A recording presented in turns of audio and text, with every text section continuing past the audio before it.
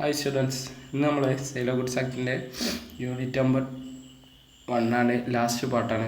അതിന് മുമ്പ് ഞാൻ ഓൺലൈനായിട്ട് നമുക്ക് എങ്ങനെ നമ്മുടെ PDF എടുക്കുക എന്നുള്ളത് ഒന്ന് കാണിച്ചു തരാം അല്ലേ. എല്ലാവർക്കും അറിയുന്ന തന്നെയും എന്നാലും ചില ആൾക്കാർക്ക് അറിയണ്ടാവില്ല.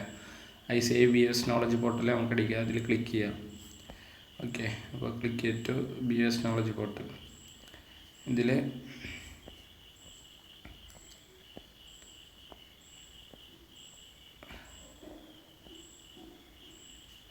മെറ്റീരിയൽ ന്യൂ സ്കീം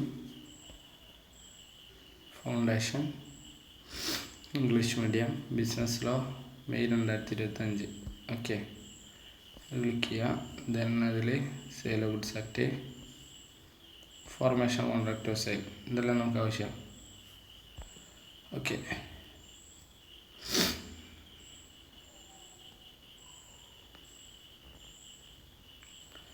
അപ്പോൾ നമ്മൾ കഴിഞ്ഞ ക്ലാസ്സുകളിൽ എന്തൊക്കെ പഠിച്ചു എന്ന് എല്ലാവർക്കും വ്യക്തമായിട്ട് അറിയാം അല്ലേ. ഞാൻ വീണ്ടും നിങ്ങൾ കേൾക്കുക, നീ വീണ്ടും റിവൈസ് ചെയ്യാൻ നിൽക്കുന്നില്ല, അപ്പോൾ ബോറടിക്കും. അതുകൊണ്ട് വീണ്ടും വേണ്ട കേൾക്കുന്ന ആൾക്കാർ വീണ്ടും റിവൈസ് ചെയ്യുന്ന ആൾക്കാർ വീണ്ടും കേൾക്കാം. ഇനി സെയിലും എഗ്രിമെൻറ്റ് ടു സെല്ലും നമ്മൾ പറഞ്ഞു. ഇനി നമ്മൾ പറയാൻ പോകുന്ന മക്കളെ, ഒരു ഫോളോവിങ് എലമെൻറ്റ്സ് മസ്റ്റ് കോ എക്സിസ്റ്റ് അല്ലേ. ഒരു സ്വാഭാവികമായിട്ട് എന്ത് ചെയ്യണം, ഒരു കരാറിൽ എന്തൊക്കെ കാര്യങ്ങൾ ഉണ്ടായിരിക്കണം എന്നുള്ളത് പറയുന്നത്. ഒരു കോൺട്രാക്ട് ഓഫ് സെയിൽ ആവണമെങ്കിൽ എന്തൊക്കെ പോയിൻറ്റ്സുകൾ ഉണ്ടായിരിക്കണം അല്ലേ. The following elements must co exist and constitute A contract of sale. ഒരു കോൺട്രാക്ട് ഓഫ് സെയിൽ ആവണമെങ്കിൽ, അതായത് സെയിലാണെങ്കിലും ഒരു കോൺട്രാക്റ്റ് ആണ് അല്ലേ, എന്തൊക്കെയാണ് വേണ്ടത്? വളരെ simple. There must be 2 parties അല്ലേ. 2 പാർട്ടീസ് വേണം, ഒരു സെല്ലറും വേണം ബയ്യറും വേണം. ഒരാൾ അയാളുടെ കടയിൽ നിന്ന് അയാൾ തന്നെ ഗുഡ്സ് എടുത്തുകൊണ്ടുണ്ടെന്ന് വിചാരിക്കാം. വൈകുന്നേരത്ത് വീട്ടിൽ പോകുമ്പോൾ തൻ്റെ സ്വന്തം കടയിൽ നിന്ന് കുറച്ച് ഗുഡ്സ് അയാൾ തന്നെ എടുത്തുകൊണ്ടുപോയി. അവിടെ സെല്ലറും ബയ്യറും റിലേഷൻഷിപ്പ് വന്നില്ല. അപ്പോൾ there must be at least 2 parties, seller and buyer, and the 2 must be different person cannot be both seller and buyer and sell is goods to himself. കണ്ടോ, ഒരാൾ അയാളുടെ ഹിംസെൽഫായിട്ട് ഒരു ഗുഡ്സ് മേടിച്ചിട്ടുണ്ടെങ്കിൽ അതൊരിക്കലും എന്താവില്ല, ഒരു ഇതായി മാറില്ല എന്ന് പറയുന്നത്, സെയിലായിട്ട് മാറില്ല. അപ്പോൾ ദെയർ മസ്റ്റ് ബി 2 പാർട്ടീസ് വേണം, seller and buyer, and 2 must be different person cannot be both seller and buyer and sell is goods to himself. Then second point എന്താ, നിങ്ങൾ സെയിലോ ഗുഡ്സ് ആക്ട് ആവണം എന്നുണ്ടെങ്കിൽ, അല്ലെങ്കിൽ സെയിലോ ഗുഡ്സ് ആക്ട് പ്രകാരം contract of sale എന്ന് വിളിക്കണമെങ്കിൽ എന്തായിരിക്കണം, നിങ്ങളുടെ സബ്ജക്റ്റ് മാറ്റർ ഗുഡ്സ് എന്ന് പറഞ്ഞ ഡെഫിനേഷൻ്റെ ഉള്ളിൽ കവേർഡ് ആയതായിരിക്കണം അല്ലേ. The subject matter of contract must be necessarily to be goods covering only movable property. It may be either existing goods or owned or possessed by the seller future goods. അത് existing goods ആവാം, അത് നിങ്ങളുടെ ഉടമസ്ഥാവകാശത്തിലോ അല്ലെങ്കിൽ എന്ത് ചെയ്യുന്നുണ്ട്, പൊസഷനിലുള്ളതോ കുഴപ്പമൊന്നുമില്ല. Contract of sale ഇപ്പോൾ agreement to cell ഉണ്ടാക്കുന്ന സമയത്ത് നമ്മുടെ കയ്യിൽ പൊസഷൻ ഉണ്ടായാലും മതി, ഓണർഷിപ്പ് ഉണ്ടാവണമെന്ന് നിർബന്ധമില്ല. പക്ഷെ agreement to sale become sale ആകുമ്പോൾ നമ്മുടെ കയ്യിൽ ഓണർഷിപ്പ് വേണം. ദെൻ അത് ഫ്യൂച്ചർ ഗുഡ്സോ അങ്ങനെ മറ്റെന്തെങ്കിലും ഒക്കെ ആവാം. ഓക്കെ, ദെൻ അതോടൊപ്പം തന്നെ എന്താ പറയുന്നത്, പ്രൈസ് അല്ലേ. നമ്മളെന്താ പറയുന്നത് മക്കളെ, സെല്ലർ ബയ്യർ, ഞാൻ ഓൾറെഡി പറഞ്ഞു, ഒരു സെല്ലർ ബയ്യർക്ക് ഒരു വസ്തുവിൻ്റെ ഓണർഷിപ്പ് കൈമാറ്റം ചെയ്യുമ്പോഴാണ് അത് സെയിലായിട്ട് മാറാം. അപ്പോൾ ഈ ഓണർഷിപ്പ് വെറുതെ നമ്മൾ കൊടുക്കുകയാണെന്ന് വിചാരിക്കുക, ഒരു പൈസയും വാങ്ങാതെ, അങ്ങനെയാണെങ്കിൽ അത് സെയിലോ ഗുഡ്സ് ആക്ടിൻ്റെ അണ്ടറിൽ വരില്ല. അത് ഗിഫ്റ്റ് എന്ന് നമുക്ക് പറയാൻ പറ്റുള്ളൂ, പൈസ ഒന്നും വാങ്ങാതെ. ഇവിടെ സെയിൽ എന്ന് പറയണമെങ്കിൽ എന്തായിരിക്കണം, സെല്ലർ ബയ്യർക്ക് ഒരു വസ്തു കൊടുക്കുന്നത് എന്തിനു പകരമായിട്ടായിരിക്കണം, കൺസിഡറേഷൻ പകരമായിരിക്കണം.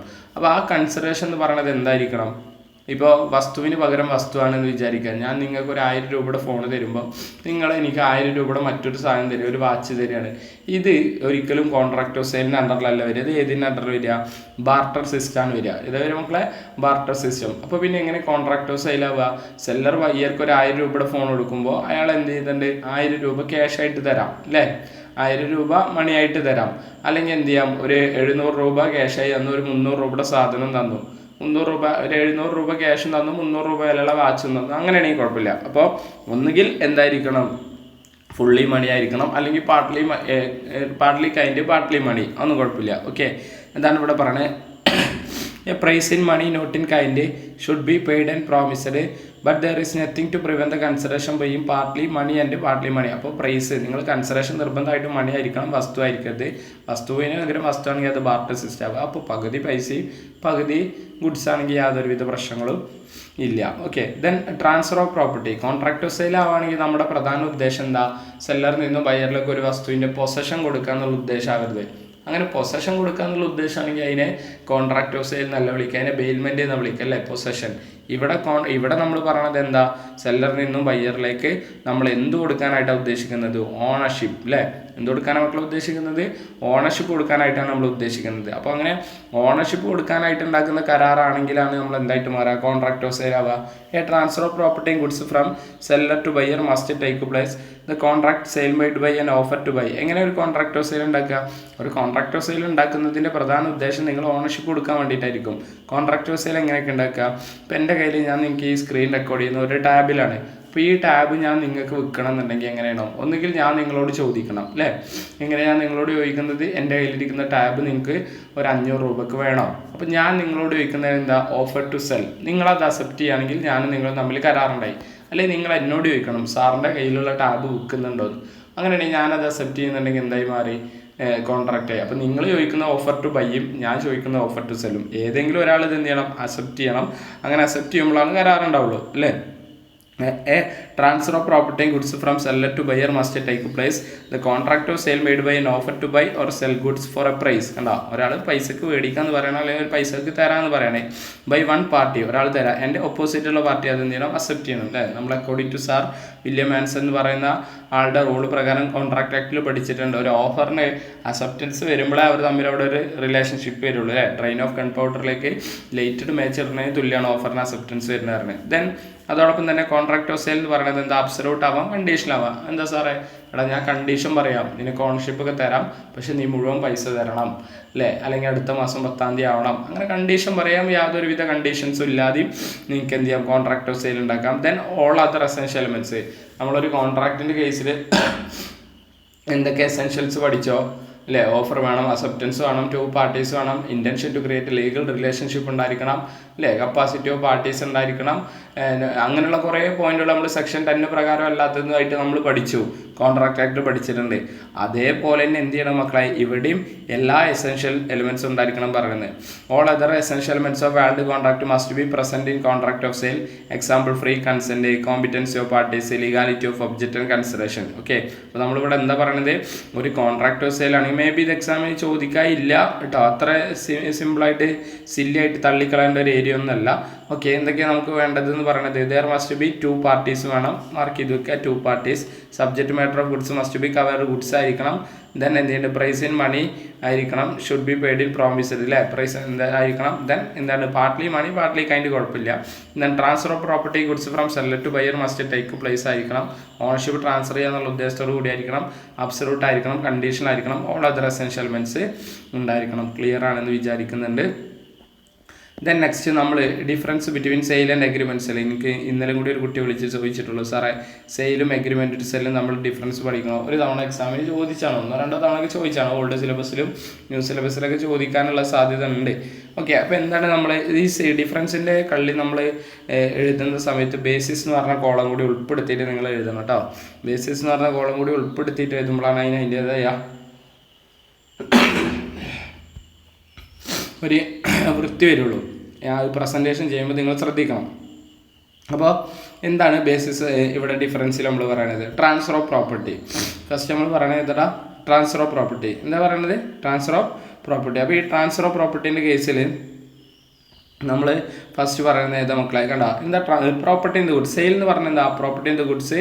പ്രോപ്പർട്ടി ഓൾറെഡി നമ്മൾ അതിന് ട്രാൻസ്ഫർ ആയില്ലേ. The property in the goods passes to the buyer immediately. സെല്ലറിൽ നിന്നും ബയ്യറിലേക്ക് എന്ത് ചെയ്യുന്നുണ്ട് മക്കളെ, ഒരു വസ്തുവിൻ്റെ ഓണർഷിപ്പ് എന്ത് ചെയ്യുന്നുണ്ട്, ഇമ്മീഡിയറ്റ്ലായിട്ട് ട്രാൻസ്ഫർ ആവുന്നുണ്ടെങ്കിൽ അത് എന്തായിട്ടാണ് മാറുക, ഈ പറയുന്ന സെയിലായിട്ട് എന്ത് ചെയ്യും, മാറും അല്ലേ, സെയിലായിട്ട് മാറും. എന്നാൽ എഗ്രിമെൻറ്റ് ടു സെല്ലിൻ്റെ കേസിൽ നമ്മൾ എന്താ പറയണത്, പ്രോപ്പർട്ടി എപ്പോഴാണ് ട്രാൻസ്ഫർ ആവുക, എഗ്രിമെൻറ്റ് ടു സെല്ലിൻ്റെ കേസിൽ ഭാവിയിൽ ട്രാൻസ്ഫർ ചെയ്യുള്ളൂ. കണ്ടീഷൻ ഫുൾഫിൽ ചെയ്താന്ന് കഴിഞ്ഞാൽ, അല്ലെങ്കിൽ ഒരു ഡേറ്റ് പറഞ്ഞിട്ടുണ്ടാവും, ഒരു ഫ്യൂച്ചർ ഡേറ്റോ അല്ലെങ്കിൽ ഒരു എന്ത് ചെയ്തിട്ടുണ്ടാവും, നമ്മളൊരു കണ്ടീഷൻ പറഞ്ഞിട്ടുണ്ടാവും, അടുത്ത മാസം 10-ാം തീയതിയെ ഞാൻ നിനക്ക് ഓണർഷിപ്പ് തരുള്ളൂ. ചുമ ഉണ്ട്, അതിൻ്റെതായ പ്രശ്നമുണ്ട്, ക്ഷമിക്കുക. Future date or fulfilment of some condition. Okay, അങ്ങനെയാണെങ്കിലാണ് ഇത് എന്തായിട്ട് മാറുക, സെയിലായിട്ട് മാറുക. ഓക്കെ, അതിന് ശേഷം നമ്മളിവിടെ പറയുന്നത് മക്കളെ, അതിന് ശേഷം നമ്മൾ പറയുന്നത് നാച്ചർ ഓഫ് കോൺട്രാക്റ്റ്.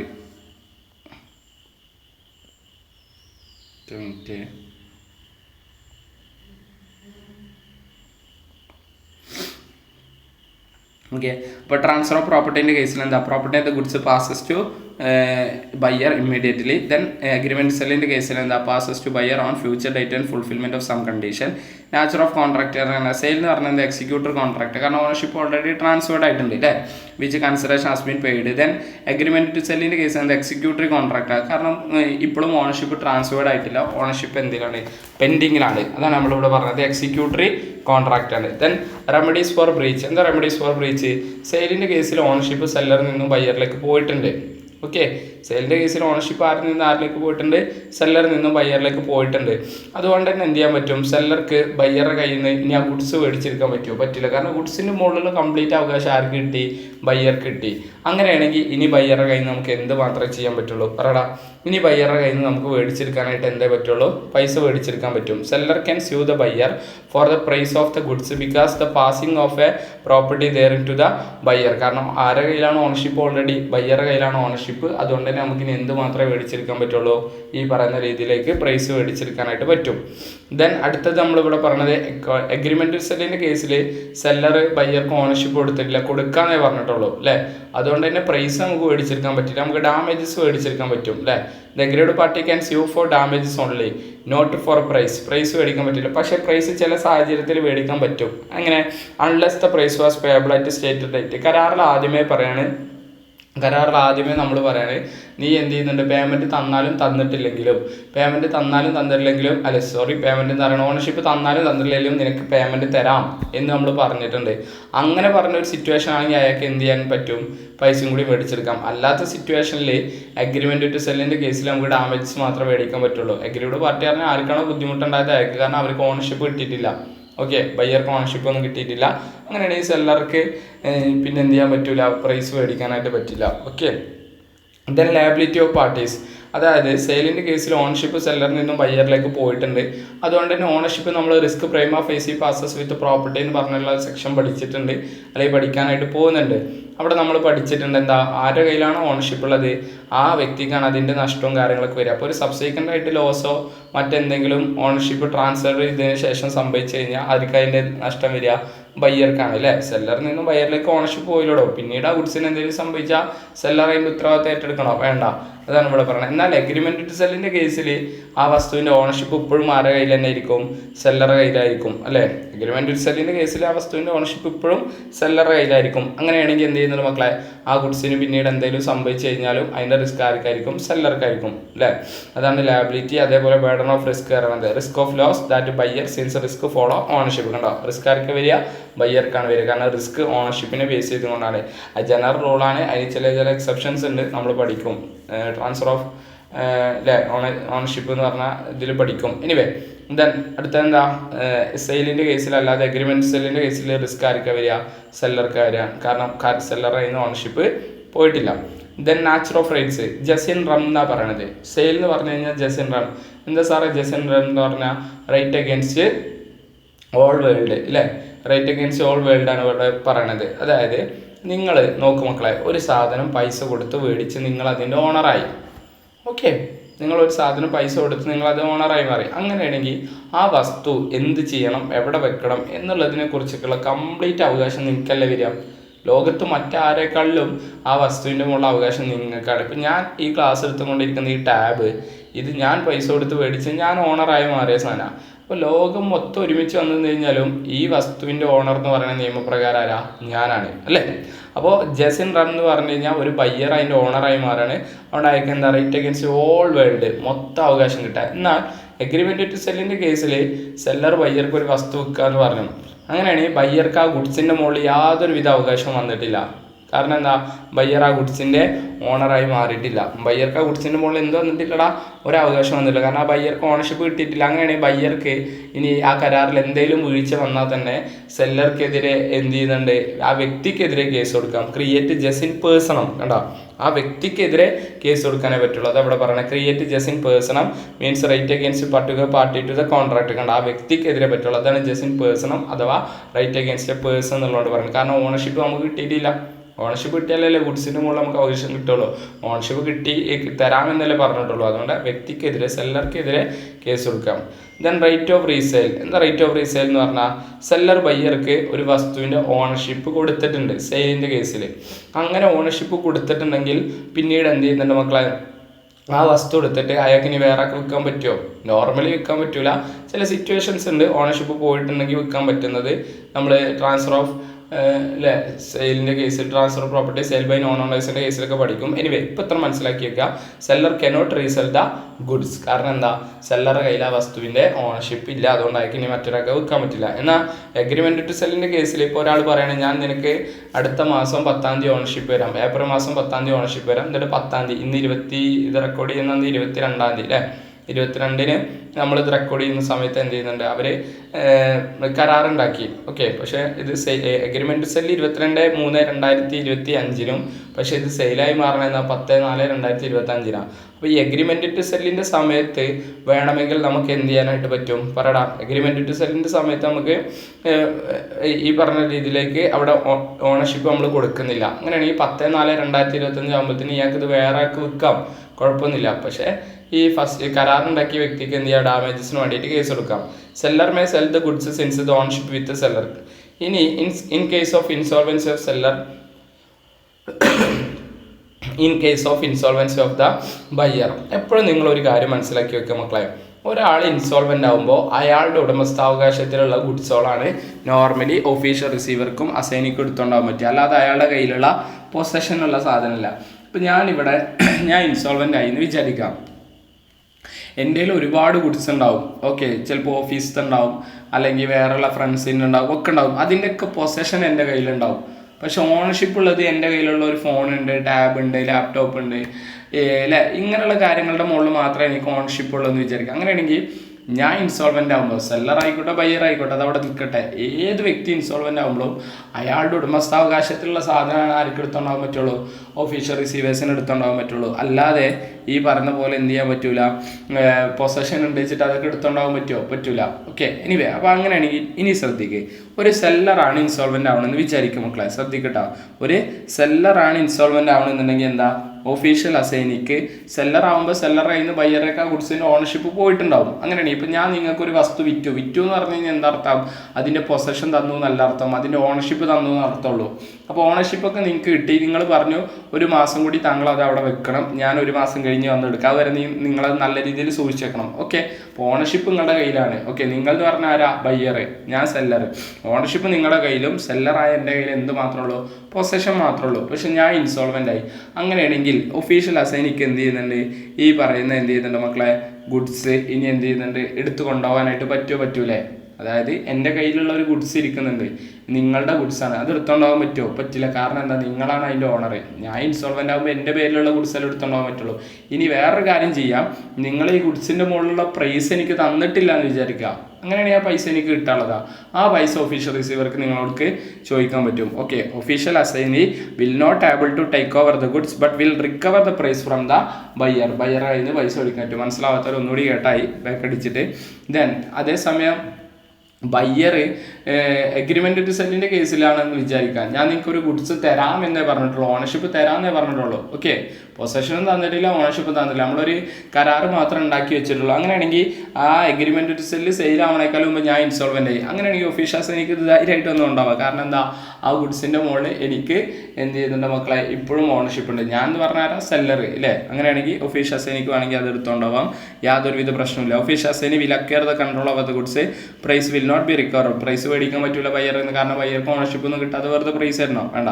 ഇനി ബയ്യറാണോ ഇൻസോൾവൻ്റ് ആവണേ, അതായത് ഞാൻ നിങ്ങൾക്ക് ഒരു വസ്തുവിൻ്റെ ഓണർഷിപ്പ് തന്നിട്ടുണ്ട് കേട്ടോ, ശ്രദ്ധിക്കുക, ഞാൻ നിങ്ങൾക്ക് ഓണർഷിപ്പ് തന്നിട്ടുണ്ട്, നിങ്ങളാണ് ഇൻസോൾവൻ്റ് ആവണേ. അങ്ങനെയാണെങ്കിൽ എന്താ, ഒഫീഷ്യൽ അസൈനിക്ക് നിങ്ങളുടെ ഗുഡ്സ് എടുത്തുണ്ടാവാം, നിങ്ങളുടെ ഓണർഷിപ്പുള്ള ഗുഡ്സ് എവിടെയാണെങ്കിലും വന്നെടുത്തുണ്ടാവാം. ഈവൻ എൻ്റെ കയ്യിലാണെന്നുണ്ടെങ്കിൽ പോലും അത് ഒഫീഷ്യൽ അസൈനിക്ക് വന്ന് കൊണ്ടാവാം, കാരണം നിങ്ങളുടെ ഉടമസ്ഥാവകാശത്തിലുള്ള ഗുഡ്സ് അല്ലേ.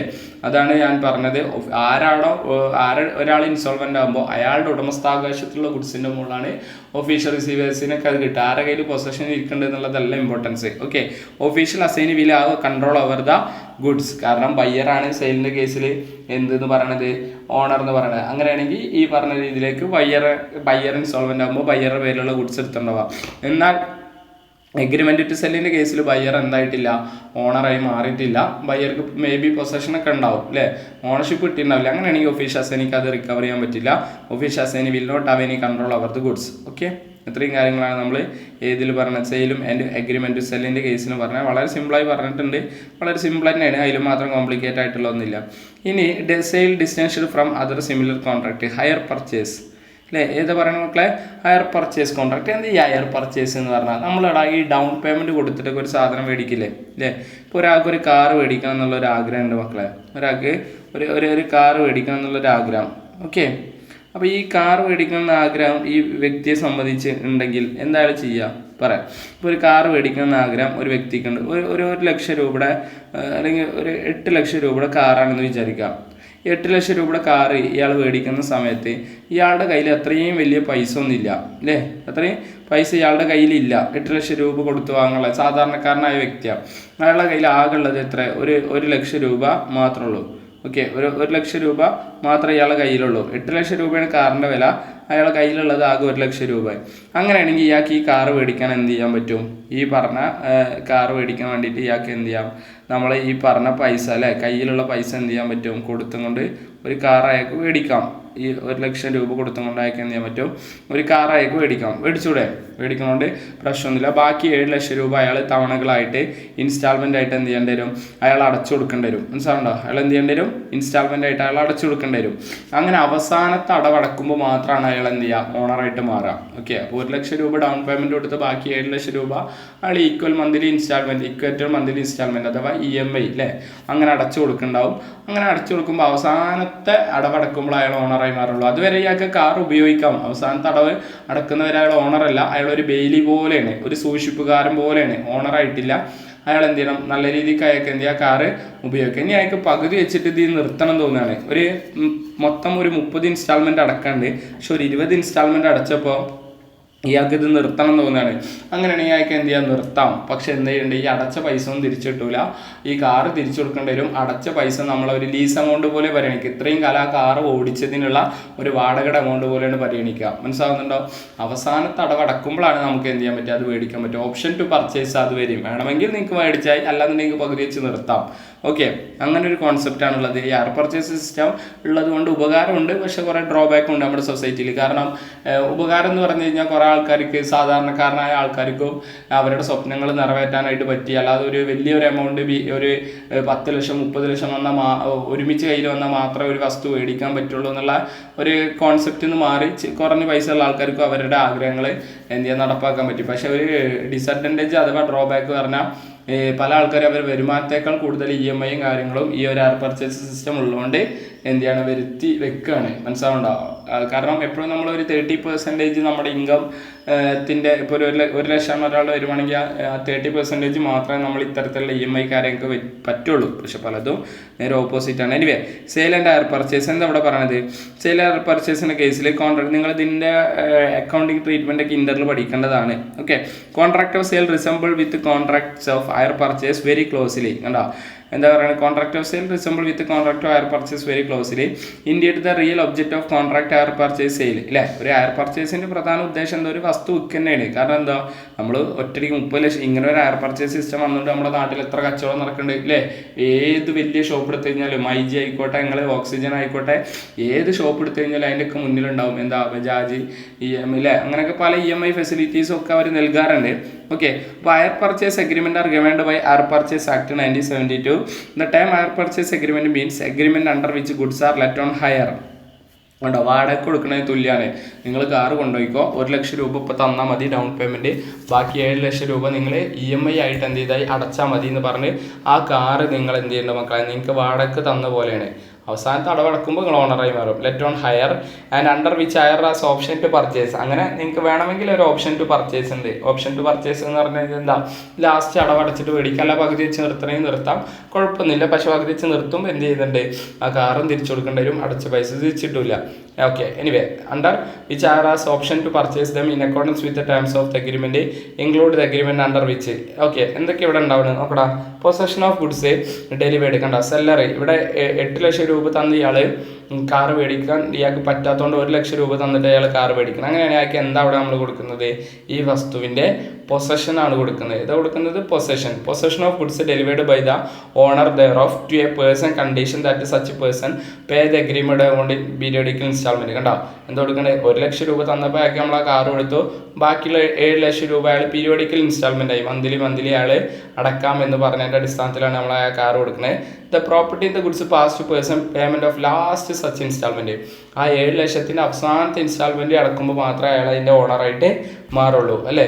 ദെൻ അടുത്ത എന്താ പറയുന്നത്? Such person as right to terminate agreement. ഞാൻ പറഞ്ഞു 30 അടവുണ്ട്. ആ 30 അടവിൽ 20 അടവ് അടക്കുമ്പോൾ അയാൾക്ക് വേണമെങ്കിൽ കരാർ അവസാനിപ്പിക്കാം. യാതൊരുവിധ പ്രശ്നവുമില്ല. മനസ്സിലാകുന്നുണ്ടോ? വേണമെങ്കിൽ അവസാനിപ്പിക്കാം. പക്ഷെ എന്തുണ്ട്? കൊടുത്ത പൈസയും തിരിച്ചിട്ടില്ല, കാറും കിട്ടൂല എന്നാണ് പറയുന്നത്. ദെൻ അടുത്ത എന്താ പറയുന്നത്? Nevertheless sale has to be distinguished from. Okay, anyway എന്തൊക്കെയാണ് ഈ പറഞ്ഞ രീതിയിലേക്ക് സെയിലും ഹയർ പർച്ചേസും നമ്മളുടെ ഡിഫറൻസ് നമുക്ക് നോക്കാം. Main points of ഡിസ്റ്റൻഷൻ between sale and hire purchase. Time of passing property നോക്കടാ. സെയിലിൻ്റെ കേസിൽ എപ്പോഴും ഓണർഷിപ്പ് പോവുക? ഇമ്മീഡിയറ്റ്ലി ആയിട്ട് സെല്ലറിൽ നിന്നും ബയ്യറിലേക്ക് പോകും അല്ലേ. സെയിലിൻ്റെ കേസിൽ ഓണർഷിപ്പ് ഇമ്മീഡിയറ്റ്ലി ആയിട്ട് സെല്ലറിൽ നിന്നും ബയ്യറിലേക്ക് പോകും. Property in the goods transfer to buyer immediately at the time of contract. എന്നാൽ ഹയർ പർച്ചേസിൻ്റെ കേസിൽ എപ്പോഴും പോവുക? The property in the goods to the hire upon the payment of last installment. അവസാനത്തെ അടവടക്കുമ്പോൾ മാത്രമേ ഓണർഷിപ്പ് സെല്ലറിൽ നിന്നും ബയ്യറിലേക്ക് പോവുള്ളൂ. ദെൻ സെയിലിൻ്റെ താഴെ നമ്മൾ പറയുന്നത് മക്കളെ position of the buyer that owner of the goods അല്ലേ. ബയ്യറുടെ പൊസിഷൻ എന്ന് പറയുന്നത് എന്താ? ഓണർഷിപ്പ് ഉള്ള ആളാണ്. പക്ഷേ ഹയർ പർച്ചേസിൻ്റെ കേസിൽ ഞാൻ പറഞ്ഞു അവസാനത്തെ അടവടക്കുമ്പോൾ നിങ്ങൾ ഓണർ ആവുള്ളൂ. അതുവരെ നിങ്ങളൊരു ബെയിലിയാണ്. മനസ്സിലാവുണ്ടോ? ബെയിലി പറഞ്ഞാൽ എന്താ? നല്ല രീതിയിൽ ആ ഗുഡ്സ് സൂക്ഷിച്ച് ഉപയോഗിക്കണം അല്ലേ. The position of hire is that bailee still pay the last installment. അവസാനത്തെ അടവടച്ചാൽ നിങ്ങൾ ഓണറാവും. അവസാനത്തെ അടവടച്ച് കഴിഞ്ഞാൽ നോൺ ഒബ്ജക്ഷൻ സർട്ടിഫിക്കറ്റ് പറഞ്ഞ ഒരു NOC ഒക്കെ ഉണ്ട്. ആ നമുക്കിത് അടവിന് തന്ന കമ്പനി പറയും ഞങ്ങൾക്ക് ഇനി ഈ വസ്തുവിൻ്റെ മുകളിൽ യാതൊരുവിധ അവകാശങ്ങളുമില്ല എന്ന് പറഞ്ഞിട്ട് അവരൊരു NOC തരണം. ആ NOC എന്നാലേ നമ്മൾ ഓണറായി മാറുള്ളൂ. Then termination of contract. ബയ്യർക്ക് വേണമെങ്കിൽ എന്ത് ചെയ്യാം? ടെർമിനേഷൻ ചെയ്യാൻ പറ്റില്ല. ഒരു തവണ സെയിൽ നടന്നു കഴിഞ്ഞാൽ പിന്നെ എന്ത് ചെയ്യാൻ പറ്റൂല? കരാറ് അവസാനിപ്പിക്കാനായിട്ട് പറ്റൂല എന്നാണ് പറയണത്. ഓക്കെ, ഓണർഷിപ്പ് ട്രാൻസ്ഫർ ആയാൽ പിന്നെ നിങ്ങൾ എന്ത് ചെയ്യണം? നിർബന്ധമായിട്ടും പ്രൈസ് കൊടുത്തേ പറ്റുള്ളൂ. The buyer cannot terminate contract bound to pay. Bound പറഞ്ഞാൽ എന്താ? ബാധ്യസ്ഥനാണ് അല്ലേ. Bound to pay the price of goods. എന്നാൽ ഈ പറയുന്ന ഹയർ പർച്ചേസിൻ്റെ കേസിൽ വേണമെങ്കിൽ നിങ്ങൾക്ക് എന്ത് ചെയ്യാം? ഒരു 30 അടവുണ്ട്, 20 അടവ് അടച്ചപ്പോൾ തന്നെ എന്നെ കൊണ്ടത് പറ്റൂല പറഞ്ഞ് അവസാനിപ്പിക്കാം. പക്ഷെ എന്ത് ചെയ്യുന്നുണ്ട്? അടച്ച പൈസ തിരിച്ചു കിട്ടൂല, കാർ തിരിച്ചു കൊടുക്കും വേണം. The hire may if he so like terminate the contract by returning the goods to its owner without any liability to pay the remaining instalment. മനസ്സിലാവുണ്ടോ? ബാക്കിയുള്ള ഇൻസ്റ്റാൾമെന്റുകളൊന്നും അടക്കാതെ അയാൾക്ക് കരാർ അവസാനിപ്പിക്കാനായിട്ട് പറ്റും എന്നാണ് പറയണത്. ഓക്കെ, ദാറ്റ് ഇവിടുത്തെ ബേർഡൻ ഓഫ് റിസ്ക് ആർക്കാ വരിക? ഇൻസോൾവെൻ്റ് ആയി കഴിഞ്ഞാൽ സെയിലിൻ്റെ കേസിൽ ഓണർഷിപ്പൊക്കെ ബയ്യർക്ക് ട്രാൻസ്ഫേർഡ് ആയി, എന്നിട്ട് അവസാനം ബയ്യർ ഇൻസോൾവെൻ്റ് ആയി. അങ്ങനെയാണെങ്കിൽ സെല്ലർക്ക് റിസ്ക് വരും. റിസ്ക് കാരണം ഫിനാൻഷ്യൽ ലോസ് എന്ന് മാത്രം അർത്ഥമല്ല, അതിൻ്റെ ഹെഡ് ഐക്ക് seller take the risk of any loss resulting from the insolvency of buyer. കാരണം നമുക്ക് പൈസ തരാനുള്ള ബയ്യർ ഇൻസോൾവെൻ്റ് ആയില്ലേ. അങ്ങനെയാണെങ്കിൽ എന്ത് ചെയ്യുന്നുണ്ട്? സെല്ലർക്ക് റിസ്ക് വരും. എന്നാൽ ഇവിടുത്തെ കേസിൽ നമ്മുടെ ഹയർ പർച്ചേസിൻ്റെ കേസിൽ ഈ പറയുന്ന ആൾക്കാർക്ക് ഒരു റിസ്ക്കും ഇല്ല. നിങ്ങൾ ആ കാറിൻ്റെ അടവ് അടച്ചാലും അടച്ചിട്ടില്ലെങ്കിലും അവർക്കൊരു റിസ്ക്കും ഇല്ല. അവർ ആ കാറ് വന്ന് കൊണ്ടുപോകും. എന്ത് ചെയ്യും മക്കളെ? അടച്ച പൈസ തിരിച്ചു തരില്ല. അതാണ് ഇത്ര ധൈര്യമായിട്ട് ഹയർ പർച്ചേസ് ഒക്കെ ഇവർ പ്രോത്സാഹിപ്പിക്കണേ. Okay, owner take nor risk for the hire fail to pay instalment. The owner has right to take back the goods. ആ ഗുഡ്സ് തിരിച്ചെടുക്കാനായിട്ട് പറ്റും. Then transfer of title. എപ്പോഴും ഓണർഷിപ്പ് ട്രാൻസ്ഫർ ആവുക? Buyer can pass good title. സെയിലിൻ്റെ സമയത്ത് തന്നെ ബയ്യർക്ക് ownership കിട്ടും. ബോണാഫൈഡ് purchaser എന്താ? സത്യസന്ധനായ ഒരു പർച്ചേസർക്ക് ഓണർഷിപ്പ് കിട്ടും. എന്നാൽ ഹയർ പർച്ചേസിൻ്റെ കേസിൽ എപ്പോഴും മക്കളെ? Higher cannot pass any title ഇവനെ ബോണാഫൈഡ് പർച്ചേസർ അണ്ടിൽ ഈ പേ ദ ലാസ്റ്റ് ഇൻസ്റ്റാൾമെൻറ്റ്. അവസാനത്തെ ഇൻസ്റ്റാൾമെൻറ്റ് അടക്കുമ്പോൾ മാത്രമേ നിങ്ങൾ അതിൻ്റെ ഓണറായിട്ട് മാറുള്ളൂ. ദെൻ റീസെയിലിൻ്റെ കേസിൽ അല്ലേ എന്താ അവിടെ പറയണത്? സെയിലിൻ്റെ കേസിൽ അല്ല റീസെയിൽ പോസിബിൾ ആണോ? അല്ല അല്ലേ. Buyer in sale can resell the goods. ബയ്യർക്ക് വേണമെങ്കിൽ അത് എന്ത് ചെയ്യാം? വേറെ ആൾക്ക് വിൽക്കാൻ പറ്റും. സെയിലർക്ക് ഇനി പറ്റില്ല. പക്ഷേ ബെയിലിക്ക് ഇത് പറ്റുമോ? അടവ് നടക്കാതെ അല്ലേ? ഒരു 30 അടവ് നടക്കണം, ആകെ 10 അടവ് എടുത്തപ്പോൾ അയാളെടുത്ത് വേറെ ആൾക്ക് വിൽക്കണം. എന്നാൽ പിന്നെ അതിനെന്നാ പോരടാ അല്ലേ? അതൊന്നും പറ്റൂല എന്നാണ് പറയണത്. ഹയർക്ക് ഒരിക്കലും അത് വിൽക്കാനായിട്ട് പറ്റില്ല. അവസാനത്തെ അടവ് അടച്ചു കഴിഞ്ഞാൽ മാത്രമേ അയാൾ ഓണർ ആവുള്ളൂ. എന്നിട്ട് അയാൾക്ക് വേണമെങ്കിൽ വിൽക്കാം. Their purchase cannot resell unless he has paid all the installment. അപ്പോൾ സാറേ നമ്മുടെ നാട്ടിൽ അങ്ങനെ അടവ് കഴിയണേക്കാൾ മുമ്പ് വണ്ടി കച്ചവടം ചെയ്യുന്നുണ്ടല്ലോ? ഉണ്ടില്ല എന്ന് ഞാൻ പറയുന്നില്ല. പക്ഷെ അത് പ്രോപ്പറായ മെത്തേഡ് കൂടുന്നില്ല. കാരണം ഇയാൾ അടവ് ക്ലോസ് ചെയ്ത് ഇയാൾ ഓണർ ആവണം. മറ്റാളിൽ നിന്ന് പൈസ കിട്ടുമ്പോൾ എന്ത് ചെയ്യും മക്കളെ? ആ പൈസ ഉപയോഗിച്ചുകൊണ്ട് അടവ് ക്ലോസ് ചെയ്യും. ക്ലോസ് ചെയ്തതിന് ശേഷം അയാളെ ഓപ്പോസിറ്റുള്ള ആൾക്ക് എന്ത് ചെയ്യണം? വിൽക്കുകയും ചെയ്യാം. ഓക്കെ, അങ്ങനെ കുറേ സംഭവങ്ങളൊക്കെ ഉണ്ട്. അല്ലെങ്കിൽ അടവടക്കണവരെ ഇയാളുടെ പേരിൽ തന്നെ വണ്ടി കാണിക്കും. അങ്ങനെയൊക്കെ ഉണ്ട്. ഓക്കെ, എനിവേ ഇത്ര മനസ്സിലാക്കുക. ഹയർ പർച്ചേസർക്ക് അതെന്ത് ചെയ്യാൻ പറ്റില്ല? റീസെൽ ചെയ്യാനായിട്ട് പറ്റില്ല. ദെൻ സെയിലും എന്ത് ചെയ്യുന്നുണ്ട്, ഈ പറഞ്ഞ രീതിയിലേക്ക് ബെയിൽമെൻറ്റും തമ്മിലുള്ള എന്ത് ചെയ്യുന്നുണ്ട് മക്കളെ അല്ലേ, സെയിലും ബെയിൽമെൻറ്റും തമ്മിലുള്ള നമ്മൾ എന്ത് ചെയ്യുന്നുണ്ട് ഡിഫറൻസ്. അതാണ് നമ്മളിവിടെ പറയുന്നത്. Difference between bailment and sale may be clearly understood by the സ്റ്റഡിയും ഫോളോവിങ്. എന്താ ബെയിൽമെൻറ്റ്? ബെയിൽമെൻറ്റ് എന്ന് പറഞ്ഞാൽ നമ്മൾ മനസ്സിലാക്കി നിങ്ങൾ ബെയിൽമെൻറ്റ് പഠിക്കുന്നതാണ് എന്നല്ല ഞാൻ പറഞ്ഞുതരാം. ബെയിൽമെൻറ്റ് എന്ന് പറഞ്ഞാൽ goods delivered four specific purpose അല്ലേ, ഒരു സ്പെസിഫിക് പർപ്പസിന് വേണ്ടി നമ്മൾ ഒരു ഗുഡ്സ് ഡെലിവേർഡ് ചെയ്യുന്നുണ്ടെങ്കിൽ അതിനാണ് bailment. After accomplishment of specific purpose goods must B return. ആ സ്പെസിഫിക് പർപ്പസ് കംപ്ലീറ്റ് ആയി കഴിഞ്ഞാൽ ആ ഗുഡ്സ് നിർബന്ധമായിട്ട് എന്ത് ചെയ്യണം, റിട്ടേൺ നൽകണം. അതാണ് ഏത് ബെയിൽമെൻറ്റ് എന്ന് പറഞ്ഞാൽ. അവിടെ പൊസഷൻ മാത്രമേ ഹാൻഡ് ഓവർ ചെയ്യുന്നുള്ളൂ, അല്ലാതെ ഓണർഷിപ്പ് കൊടുക്കുന്നില്ല. ഓക്കെ, അത്തരം ഒരു സിറ്റുവേഷനാണ് നമ്മൾ ബെയിൽമെൻറ്റ് എന്ന് പറയുന്നത്. അപ്പോൾ ഈ പറയുന്ന ബെയിൽമെൻറ്റും സെയിലും തമ്മിലുള്ള പ്രധാനപ്പെട്ട ഡിഫറൻസ് കണ്ടോ. അവിടെ എന്താ പറയുന്നത്, bailment is delivery of goods for some specific purpose under contract of condition same goods are to be return when the purpose accomplish. അവിടെ നമ്മൾ ടൈലർ ഷോപ്പിൽ കൊണ്ടുപോയിട്ട് ഒരു ഷർട്ട് സ്റ്റിച്ച് ചെയ്യാൻ വേണ്ടി ഒരു ക്ലോത്ത് കൊടുത്തു. അങ്ങനെയാണെങ്കിൽ അയാളെ പർപ്പസ് എന്താ, ഷർട്ട് സ്റ്റിച്ച് ചെയ്യണം. ആ പർപ്പസ് അക്കംപ്ലിഷ് ചെയ്ത് നമുക്ക് തിരിച്ചു തരണം അല്ലേ, നമുക്ക് തിരിച്ചു തരണം. അല്ലെങ്കിൽ dispose according to the direction of bailor, അല്ലെങ്കിൽ ബെയിലറുടെ ഡയറക്ഷൻസ് പ്രകാരം അത് എന്ത് ചെയ്യണം, ഡിസ്പോസ് ചെയ്യണം. എന്താ ബെയിലറുടെ ഡയറക്ഷൻ പ്രകാരം ഞാൻ പറയുകയാണ് ആ ഷർട്ട് എനിക്ക് വേണ്ട, എൻ്റെ ഫ്രണ്ട് വരുമ്പോൾ നിങ്ങൾ അവിടെ കൊടുത്താൽ മതി. അങ്ങനെയാണെങ്കിൽ എൻ്റെ നിർദ്ദേശപ്രകാരം അയാൾ വേറെ കൊടുക്കണം, അത്രേ ഉള്ളൂ. എനിവേ പ്രൊവിഷൻസ് റെഗുലേറ്റ് ചെയ്യുന്ന ഇന്ത്യൻ കോൺട്രാക്ട് ആക്ട് ആണ് ബെയിൽമെൻറ്റ്, നമ്മൾ പഠിക്കുന്നുണ്ട്. Then difference between bailment and sale എന്താ അവിടെ പറയണത് നോക്ക് മക്കളെ. Transfer of property. ഈ വീഡിയോ കുറച്ച് ലെങ്തി ആയിരിക്കും കാരണം കുറച്ച് ഏരിയ കവർ ചെയ്യാണ്ട്. And the property the goods transfer from seller to buyer, so transfer of general property. സെയിലിൻ്റെ കേസിൽ സെല്ലറിൽ നിന്നും ബയറിലേക്ക് ഓണർഷിപ്പ് പോകുന്നുണ്ട് എന്നാണ് പറയുന്നത്. അതും എന്ത് പ്രോപ്പർട്ടി, സ്പെഷ്യൽ പ്രോപ്പർട്ടി ആണോ, അല്ല ജനറൽ പ്രോപ്പർട്ടി. എന്നാൽ ബെയിൽമെൻറ്റിൻ്റെ കേസിൽ there is only transfer of possession goods from bailor to bailee for any reason like safe custody. നമ്മൾ കണ്ട ബെയിൽമെൻറ്റിൻ്റെ കേസിൽ എന്ത് മാത്രമാണ്, പൊസഷൻ മാത്രം. അത് നമ്മൾ സൂക്ഷിച്ച് വെക്കാൻ വേണ്ടിയിട്ടാവാം, മറ്റെന്തെങ്കിലും ആവശ്യങ്ങൾക്ക് വേണ്ടി അതിന് പൊസഷൻ മാത്രം നമ്മൾ ഹാൻഡ് ഓവർ ചെയ്യുന്നതിന് എന്തെന്ന് വിളിക്കുക, ബെയിൽമെൻറ്റ് എന്നുള്ളതുകൊണ്ട് നമ്മൾ വിളിക്കുക. Okay, then return the goods. എന്താണ് റിട്ടേൺ ദ ഗുഡ്സ് അല്ലേ. എന്താ റിട്ടേൺ ദ ഗുഡ്സ് എന്ന് പറഞ്ഞു കഴിഞ്ഞാൽ നോക്കടാ, റിട്ടേൺ ദ ഗുഡ്സ് സെയിലിൻ്റെ കേസിൽ റിട്ടേൺ പോസിബിൾ ആണോ, പോസിബിൾ അല്ല. The return of goods is not possible in case of sale. Return of goods contract of sale not possible. ബെയിൽമെൻറ്റിൻ്റെ കേസിൽ നിർബന്ധമായിട്ടോ റിട്ടേൺ ചെയ്യണം എന്ന് പറയുന്നത്, പോസിബിൾ എന്നല്ല, നിർബന്ധമായിട്ടോ റിട്ടേൺ ചെയ്യണം. എന്താ ഇവിടെ പറയുന്നത് ശ്രദ്ധിക്കും മക്കളെ. And the bailee must return the goods to bailor on the accomplishment of the purpose which bailment was made. അല്ലേ, മനസ്സിലാകുന്നുണ്ട്. അപ്പോൾ എന്താ ഇവിടെ പറയണത്, ബെയിൽമെൻറ്റ് നടന്നു കഴിഞ്ഞ് കഴിഞ്ഞാൽ, അതായത് പർപ്പസ്, നമ്മളിപ്പോൾ ഒരു ഫ്രണ്ടിന് എന്ത് ചെയ്തു, ഒരു കാർ കൊടുത്താൽ പറഞ്ഞാൽ ഞാൻ എറണാകുളം പോയിട്ടൊന്ന് വരാം. ഓക്കെ, എറണാകുളം പോയി വീട്ടിലെത്തി എന്നിട്ട് കാർ തിരിച്ചു തരുന്നില്ല, അങ്ങനെ പറ്റുമോ, ഇല്ല. പർപ്പസ് അക്കംപ്ലിഷ്മെൻറ്റ് ചെയ്താൽ നമുക്ക് തിരിച്ചു തരണം. Bailee was return the goods to bailor on the accomplishment of the purpose which bailment was made. Then consideration the price in terms of money. Consideration എന്ന് പറയുന്നത് ഇങ്ങനെ മണി ആയിരിക്കണം സെയിലിൻ്റെ കേസിൽ. ബെയിൽമെൻറ്റിൻ്റെ കേസിൽ എന്ത് ചെയ്യാം, മേ ബി നമ്മൾ ഗ്രാറ്റുഷ്യസ് ബെയിൽമെൻറ്റ് ഉണ്ട്, നോൺ ഗ്രാറ്റുഷ്യസ് ബെയിൽമെൻറ്റ്. നമ്മളെ ഫ്രണ്ടിന് നമ്മൾ പൈസ വാങ്ങിയിട്ടാണോ കാർ കൊടുക്കുക, അല്ലല്ലോ. ഓക്കെ, അങ്ങനെയാണെങ്കിൽ പിന്നെ സുഹൃത്ത് ഫ്രണ്ട് എന്നൊന്നും പറയണ്ടല്ലോ. ദെൻ അതോടൊപ്പം തന്നെ എന്ത് ചെയ്യുന്നുണ്ട്, നമ്മൾ പൈസക്ക് ഒരാൾക്ക് കാർ കൊടുക്കാം അല്ലേ, റെൻറ്റിന് കൊടുക്കുന്ന പോലെ കൊടുക്കാറുണ്ട്. അങ്ങനെ നമ്മുടെ നാട്ടിൽ റെൻറ്റ് ബിസിനസ് ചെയ്യുന്നതൊക്കെ ഇല്ലീഗലാണ്. റെൻറ്റ് ബിസിനസ് ഒക്കെ ചെയ്യണമെങ്കിൽ പ്രോപ്പറായിട്ട് പല ആൾക്കാരും പ്രൈവറ്റ് വെഹിക്കിൾ റെൻറ്റിന് കൊടുക്കുന്നുണ്ട്. ആ റെൻറ്റ് ബിസിനസ് ചെയ്യുന്ന വണ്ടിയുടെ നമ്പർ എന്ന് പറഞ്ഞു കഴിഞ്ഞാൽ നമുക്കറിയാം, ബ്ലാക്ക് കളറിലുള്ള നമ്പർ ബോർഡിൽ യെല്ലോ എന്ത് ചെയ്യണം, എഴുത്തായിരിക്കണം. അങ്ങനെയാണെങ്കിലാണ് റെൻറ്റ് ബിസിനസ് ചെയ്യുന്ന നമ്പർ ബോർഡാവുക. അപ്പോൾ റെൻറ്റ് ബിസിനസ് തുടങ്ങിയ രജിസ്ട്രേഷൻ കാര്യങ്ങളൊക്കെ നല്ല രീതിയിൽ ചെയ്യാനുണ്ട്. ഇത്ര വാഹനമാണെന്നുണ്ട്, ഇത്ര സ്ഥലത്ത് ഓഫീസ് വേണമെന്നൊക്കെ ഉണ്ട്, അല്ലാതെ തോന്നിയ പോലെ ഒന്നും പറ്റില്ല.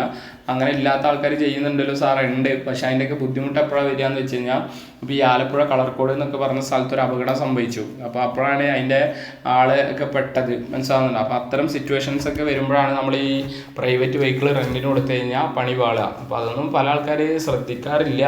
എനിവേ എന്തെങ്കിലും അപകടങ്ങളോ മറ്റെന്തെങ്കിലുമൊക്കെ വരുമ്പോഴാണ് അതിൻ്റെ ലീഗൽ കോൺസിക്വൻസ് വരിക. അത് പിന്നെ ജീവിതകാലം മുഴുവൻ അതിൻ്റെ പിന്നാലെ അടക്കേണ്ടി വരും. ഓക്കെ, അപ്പോൾ consideration may be gratuitous or non gratuitous എന്നാണ് പറയുന്നത്. ഓക്കെ, അപ്പോൾ ഇതാണ് ബെയിൽമെൻറ്റിൻ്റെ കേസ് നമ്മളിവിടെ പറയുന്നത്.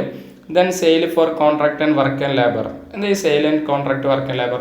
എടാ, നമ്മൾ ചില വർക്ക് ചെയ്യാൻ വേണ്ടിയിട്ട് ചില സാധനം നമ്മൾ ഒരാൾക്ക് കൊടുക്കും അല്ലേ, ഒരു ജോബ് വർക്ക് ചെയ്യാൻ വേണ്ടി അയാളുടെ സ്കില്ലും കാര്യങ്ങളൊക്കെ അതിൻ്റെ മുകളിൽ ഉപയോഗിക്കാൻ വേണ്ടിയിട്ട് നമ്മൾ കൊടുക്കും. അങ്ങനെ കൊടുക്കുമ്പോൾ അവർ ആ വസ്തുവിൻ്റെ മുകളിൽ അവരുടെ ഓണർഷിപ്പിലുള്ള ചില സാധനങ്ങൾ വെച്ചിട്ട് തിരിച്ചു തരുന്നുണ്ടാവും. ഇപ്പോൾ ഞാൻ എൻ്റെ കാറിൻ്റെ മുകളിൽ ഒരു പെയിൻ്റ് അടിക്കാൻ വേണ്ടി ഒരാൾക്ക് കൊടുത്തു. അപ്പോൾ ആ കാർ അയാൾ എന്ത് ചെയ്യും, അയാളുടെ ഉടമസ്ഥാവകാശത്തിലുള്ള പെയിൻറ്റ് അയാളെ എടുത്തിട്ടാണ് അടിച്ചിട്ട് എനിക്ക് തിരിച്ചു തരുന്നത്. അത് വെച്ചിട്ട് ഇതൊരു സെയിലായിട്ട് പറയാൻ പറ്റുമോ? പറയാം. അൾട്ടിമേറ്റ്ലി ഇതെന്താണ്, ഒരു ജോബ് വർക്കിന് വേണ്ടി കൊടുത്താണ്. നിങ്ങളൊന്ന് ആലോചിക്കുക, ഞാൻ എൻ്റെ കാറൊന്ന് ഫുൾ പെയിൻറ് ചെയ്യാൻ വേണ്ടിയിട്ട് അയാളുടെ കയ്യിൽ കൊടുത്തു. അപ്പോൾ അയാളുടെ ഉടമസ്ഥാവകാശത്തിലുള്ള എന്ത് ചെയ്യുന്നുണ്ട് മക്കളെ, അയാളുടെ ഉടമസ്ഥാവകാശത്തിലുള്ള പെയിൻ്റ് എടുത്ത് ആ കാറ് പെയിൻ്റ് അടിച്ചിട്ട് എനിക്ക് തിരിച്ചു തന്നു. അപ്പോൾ അയാളുടെ ഓണർഷിപ്പുള്ള സാധനം എനിക്ക് വരികയാണ്. അത് വെച്ചിട്ട് ഇത് സെയിലല്ല. ഇതിൻ്റെ പ്രധാന പർപ്പസ് എന്ന് പറഞ്ഞാൽ, അല്ലെങ്കിൽ മെയിൻ ഇൻറ്റൻഷൻ എന്ന് പറഞ്ഞാൽ എന്താ, അതിൻ്റെ മുകളിൽ ഒരു വർക്ക് ചെയ്യണം, അല്ലാതെ സെയിലല്ല. ഓക്കെ, അതുകൊണ്ട് ആണ് ഇവിടെ ഇങ്ങനെ ഒരു ഡിഫറൻസ് തന്നെ ഇവർ കൊടുക്കാൻ. അങ്ങനെ ഒരു കൺഫ്യൂഷൻ നിങ്ങളുടെ മനസ്സിൽ ഉണ്ടാവേണ്ടല്ലോ വെച്ചിട്ട്. Okay, contract of sale is goods one which some goods are sold to be sold a price. Contract of sale എന്ന് പറഞ്ഞാൽ എന്താ, ഒരു പ്രൈസിന് പകരം ഒരു വസ്തു കൊടുക്കണേ. But where no goods are sold അല്ലേ. എന്നാൽ ഇവിടുത്തെ കേസിൽ എന്താ പറയുന്നത്, but where no goods are sold there is only doing and rendering some work of labour. ഒരു വർക്ക് ചെയ്യാൻ വേണ്ടി മാത്രം കൊടുക്കണേ. Then the contract is only work and labour not for sale of goods. അതൊരു സെയിൽ ഓഫ് ഗുഡ്സ് ആയിട്ട് നമ്മൾ treat ചെയ്യില്ല. Then അടുത്ത എന്താ, example 17 where gold is supply to. അതിനപ്പോൾ എന്താ പറയുക, ഇവിടെ ഒരു വർക്ക് ചെയ്യാനാണ് നമ്മുടെ ഉദ്ദേശം, അല്ലാതെ ഒരു വസ്തു വിൽക്കലല്ല നമ്മുടെ പ്രധാനം. കാരണം നമ്മൾ പെയിന്റ് അടിക്കലാണ് നമ്മളെ ഉദ്ദേശം, അല്ലാതെ ആ പെയിന്റ് വിൽക്കലല്ല. ഓക്കെ, വേറെ the gold is supply to goldsmith preparing ornament. കണ്ട, ഒരു ഗോൾഡ് സ്മിത്തിന്റെ കയ്യിൽ നമ്മളൊരു സ്വർണ്ണം കൊടുത്തു, എന്നിട്ട് അയാളോട് എന്ത് ചെയ്തു, അയാളോട് ഓർണമെന്റ് ഉണ്ടാക്കാൻ പറഞ്ഞു. അപ്പോൾ നമ്മളെ പ്രധാന ഉദ്ദേശം എന്ന് പറയുന്നത് എന്താ, ഈ പറഞ്ഞ രീതിക്ക് ഓർണമെന്റ് ഉണ്ടാക്കലാണ്. ദെൻ ഒരു ചിത്രം വരയ്ക്കാനായിട്ട് ഒരാളോട് പറഞ്ഞു നമ്മൾ. അങ്ങനെ ആർട്ടിസ്റ്റ് അയാളുടെ ഉടമസ്ഥാവകാശത്തുള്ള പേപ്പറും പേനയും ഇതൊക്കെ എടുത്ത് പെയിൻ്റൊക്കെ ഉപയോഗിച്ച് നമുക്ക് ചിത്രം വരച്ച് തരും. അയച്ചിട്ട് അതൊരിക്കലും എന്തല്ല, ഈ പറഞ്ഞ കോൺട്രാക്ടർ സെയിലല്ല, അതൊരു സ്കിൽ ആൻഡ് ലേബർ ആണെന്ന് പറയുന്നത്. ഓക്കെ, അപ്പോൾ അങ്ങനെ ഒരു കൺഫ്യൂഷൻ വരണ്ടല്ലോ വെച്ചിട്ട് ജസ്റ്റ് ആ ഡിഫറൻസ് ഇവിടെ പറഞ്ഞെന്നുള്ളൂ. ഓക്കെ, ഇനി എങ്ങനെ നമുക്കൊരു കോൺട്രാക്ട് ഓഫ് സെയിൽ ഉണ്ടാക്കാം, അതാണ് നമ്മളിവിടെ പറയുന്നത്. നോക്കടാ, കോൺട്രാക്ട് ഓഫ് സെയിൽ നമുക്ക് എങ്ങനെ ഉണ്ടാക്കാം. Contract of sale how made ഞാൻ ഓൾറെഡി പറഞ്ഞു തന്നു. എൻ്റെ കയ്യിലുള്ള ഈ ടാബ് ഞാൻ നിങ്ങൾക്ക് വെക്കണമെങ്കിൽ ഒന്നുകിൽ ഞാൻ നിങ്ങളോട് ഓഫർ ചോദിക്കണം അല്ലേ, അല്ലെങ്കിൽ നിങ്ങൾ എന്ത് ചെയ്യണം മക്കളെ, എന്നോട് ഓഫർ ചോദിക്കണം. ഞാൻ സെല്ലറായ ഞാൻ നിങ്ങളോട് ചോദിക്കുന്നുണ്ടെങ്കിൽ അത് ഓഫർ ടു സെല്ലും.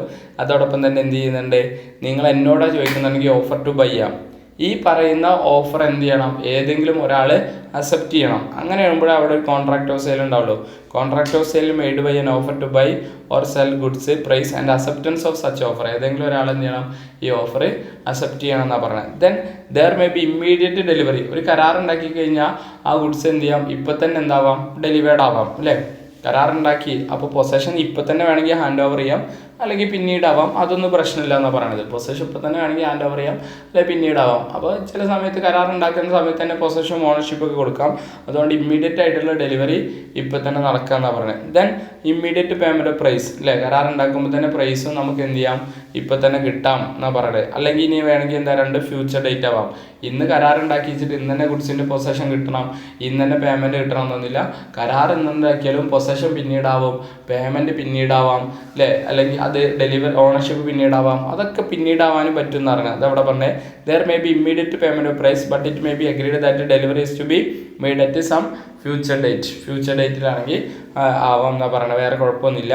Then there may be immediate delivery of goods and immediate payment price. അല്ലെങ്കിൽ ഡെലിവറി ഇപ്പോൾ തന്നെ നടക്കാം, എന്ത് ചെയ്യുന്നുണ്ട്, പേയ്മെൻറ്റ് ഇപ്പോൾ തന്നെ നടക്കാം. ഡെലിവറി എന്ന് പറയുന്ന വാക്ക് എപ്പോഴും എന്തിന് ഡിപ്പെൻഡ് ചെയ്തിരിക്കുന്ന, പൊസഷനെ ഡിപ്പെൻഡ് ചെയ്തിരിക്കുക. അത് അവർ ഉദ്ദേശിക്കുന്നത്. പൊസഷൻ ഇപ്പോൾ തന്നെ കിട്ടാം, അല്ലെങ്കിൽ പേയ്മെൻറ്റ് എന്ത് ചെയ്യുക, ഇപ്പോൾ തന്നെ കൊടുക്കാം അല്ലേ. ഇപ്പോൾ നമ്മൾ എന്ത് ചെയ്തു മക്കളെ, ഒരു കടയിൽ നിന്നിട്ട് നമ്മളൊരു സാധനം ക്യാഷ് പർച്ചേസ് നടത്തുകയാണെങ്കിൽ ക്യാഷ് ഇപ്പോൾ തന്നെ കൊടുക്കും, അതിൻ്റെ പൊസഷൻ ഓണർഷിപ്പൊക്കെ നമുക്ക് ഇപ്പോൾ തന്നെ കിട്ടും. ഓക്കെ, അങ്ങനെയും കരാറുണ്ടായിക്കൂടെ അല്ലേ.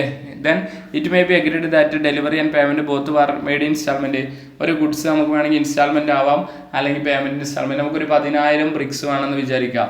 ഒരു 10,000 ബ്രിക്സ് വേണം. സെല്ലർ നമ്മളോട് പറഞ്ഞു 10,000 ബ്രിക്സ് എനിക്ക് ഒറ്റയടിക്ക് തരാൻ പറ്റില്ല, ഞാൻ 5 ഇൻസ്റ്റാൾമെൻ്റ് ആയിട്ട് തരാം, 2000 2000 2000 വെച്ച് 5 ഇൻസ്റ്റാൾമെൻ്റ് ആയിട്ട് തരാറുണ്ട്. ഓക്കെ, അങ്ങനെയാണെങ്കിൽ നമ്മൾ പറഞ്ഞു ഞങ്ങൾ പേയ്മെൻറ്റും 5 ഇൻസ്റ്റാൾമെൻ്റ് ആയിട്ട് തരാം. താങ്കൾ പേയ്മെൻറ്റ് ആദ്യം 2000 കൊണ്ടുവരുമ്പോൾ അതിൻ്റെ പൈസ അപ്പം തരാം, നെക്സ്റ്റ് 2000 കൊണ്ടുവരുമ്പോൾ അതിൻ്റെ പൈസ അപ്പം തരാം. അങ്ങനെ ഇൻസ്റ്റാൾമെൻ്റ് ആയിട്ട് നിങ്ങൾക്ക് കൊടുക്കാം, വേറെ പ്രശ്നങ്ങളൊന്നുമില്ല. ദെൻ അടുത്ത എന്താ, it may be both are to be weighed future date. കരാർ ഇന്ന് തന്നെ ഉണ്ടാക്കി. ഓക്കെ, അങ്ങനെയാണെങ്കിൽ ഡെലിവറി അടുത്ത മാസമാവും, പേയ്മെൻറ്റ് അടുത്ത മാസമാവും അല്ലേ.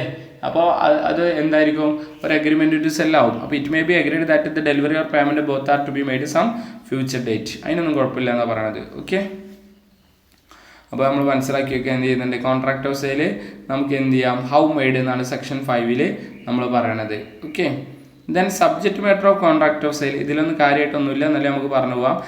Subject matter of contract of sale section 6 കേസിൽ നമ്മൾ പറയണത് അതെന്താ, ഫസ്റ്റത്തെ പോയിന്റ് പറയുന്നത് അവിടെ ഐഫോട്ട് എഴുതിയേക്ക് എക്സിസ്റ്റിംഗ് ഗുഡ്സ് ആവാം അല്ലേ.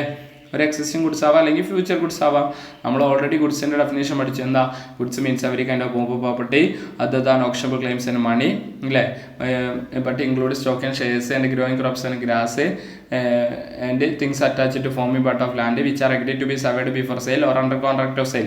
ആ പറയുന്ന ഡെഫിനേഷൻ്റെ ഉള്ളിൽ എന്തൊക്കെ കവർ ചെയ്യുന്നുണ്ടോ അതന്നെ ആയിരിക്കണം നമ്മുടെ സബ്ജക്റ്റ് മാറ്റർ. അതിൽ ഇത്ര വലിയ അതിശയമൊന്നുമില്ല. അതാ പറയണത്. അപ്പോൾ സബ്ജക്റ്റ് മാറ്റർ എന്ന് പറഞ്ഞാൽ എന്തായിരിക്കണം? Existing goods of future goods ആയിരിക്കണം, അല്ലെങ്കിൽ കണ്ടീജന്റ് ഗുഡ്സ് ആയിരിക്കണം. അത് അവിടെ പറയുന്നത് there may be contract of sale goods acquisition which by seller depends upon contingency. അപ്പോൾ എക്സിസ്റ്റിംഗ് ഗുഡ്സ് ആവാം, ഫ്യൂച്ചർ ഗുഡ്സ് ആവാം, കണ്ടീജന്റ് ഗുഡ്സ് ആവാം. ദെൻ പോയിന്റ് എന്താ പറയുന്നത്? എടാ ഒരു ഫ്യൂച്ചർ ഗുഡ്സിൻ്റെ മുകളിൽ നിങ്ങൾ നിലവിൽ കരാറുണ്ടാക്കേണ്ടത് വിചാരിക്കും. ഇല്ലാത്തൊരു ഗുഡ്സാണ്, ആ ഗുഡ്സ് ഉണ്ടാക്കാൻ പോകുന്നുള്ളൂ. ആ ഉണ്ടാക്കാൻ പോകുന്ന ഒരു ഗുഡ്സിൻ്റെ മുകളിൽ ഇപ്പം തന്നെ വിൽക്കാന്ന് പറഞ്ഞ് കരാർ ഉണ്ടാക്കുന്നുണ്ടെങ്കിൽ അല്ലേ, നമ്മളൊരു കാർപ്പൻ്റർ അടുത്തിട്ട് പോയി ചെന്നിട്ട് പറഞ്ഞു എനിക്കൊരു 6 അടി നീളം 4 അടി വീതിയുള്ള കട്ടിൽ വേണം പറഞ്ഞു. അപ്പോൾ അയാൾ ഓക്കെ തരാമെന്ന് പറഞ്ഞു. അങ്ങനെയാണെങ്കിൽ നമ്മൾ എന്ത് ചെയ്തു? അതിൻ്റെ മുകളിൽ നമ്മൾ കരാറ് ഉണ്ടാക്കുന്നുണ്ട്. അപ്പോൾ കട്ടിൽ ഉണ്ടാക്കിയിട്ടുമില്ല, പക്ഷേ അതിന് മുമ്പ് നമ്മൾ കരാറുണ്ടാക്കി. അങ്ങനെയാണെങ്കിൽ അതെന്താ? Agreement to sell. അപ്പോൾ ഒരു ഫ്യൂച്ചർ ഗുഡ്സിൻ്റെ മുകളിൽ നിങ്ങൾ പ്രസൻ്റ്ലി കരാർ ഉണ്ടാക്കുന്നുണ്ടെങ്കിൽ അതെന്താണ് മക്കളെ? എഗ്രിമെൻറ്റ് ടു സെല്ലാണ്. There may be contract of sale seller purpose to effect present sale of future goods such contract operate as agreement to sell goods. Okay, അതെന്തായിട്ട് മാറുക? എഗ്രിമെൻറ്റ് ടു സെല്ലായിട്ട് മാറും.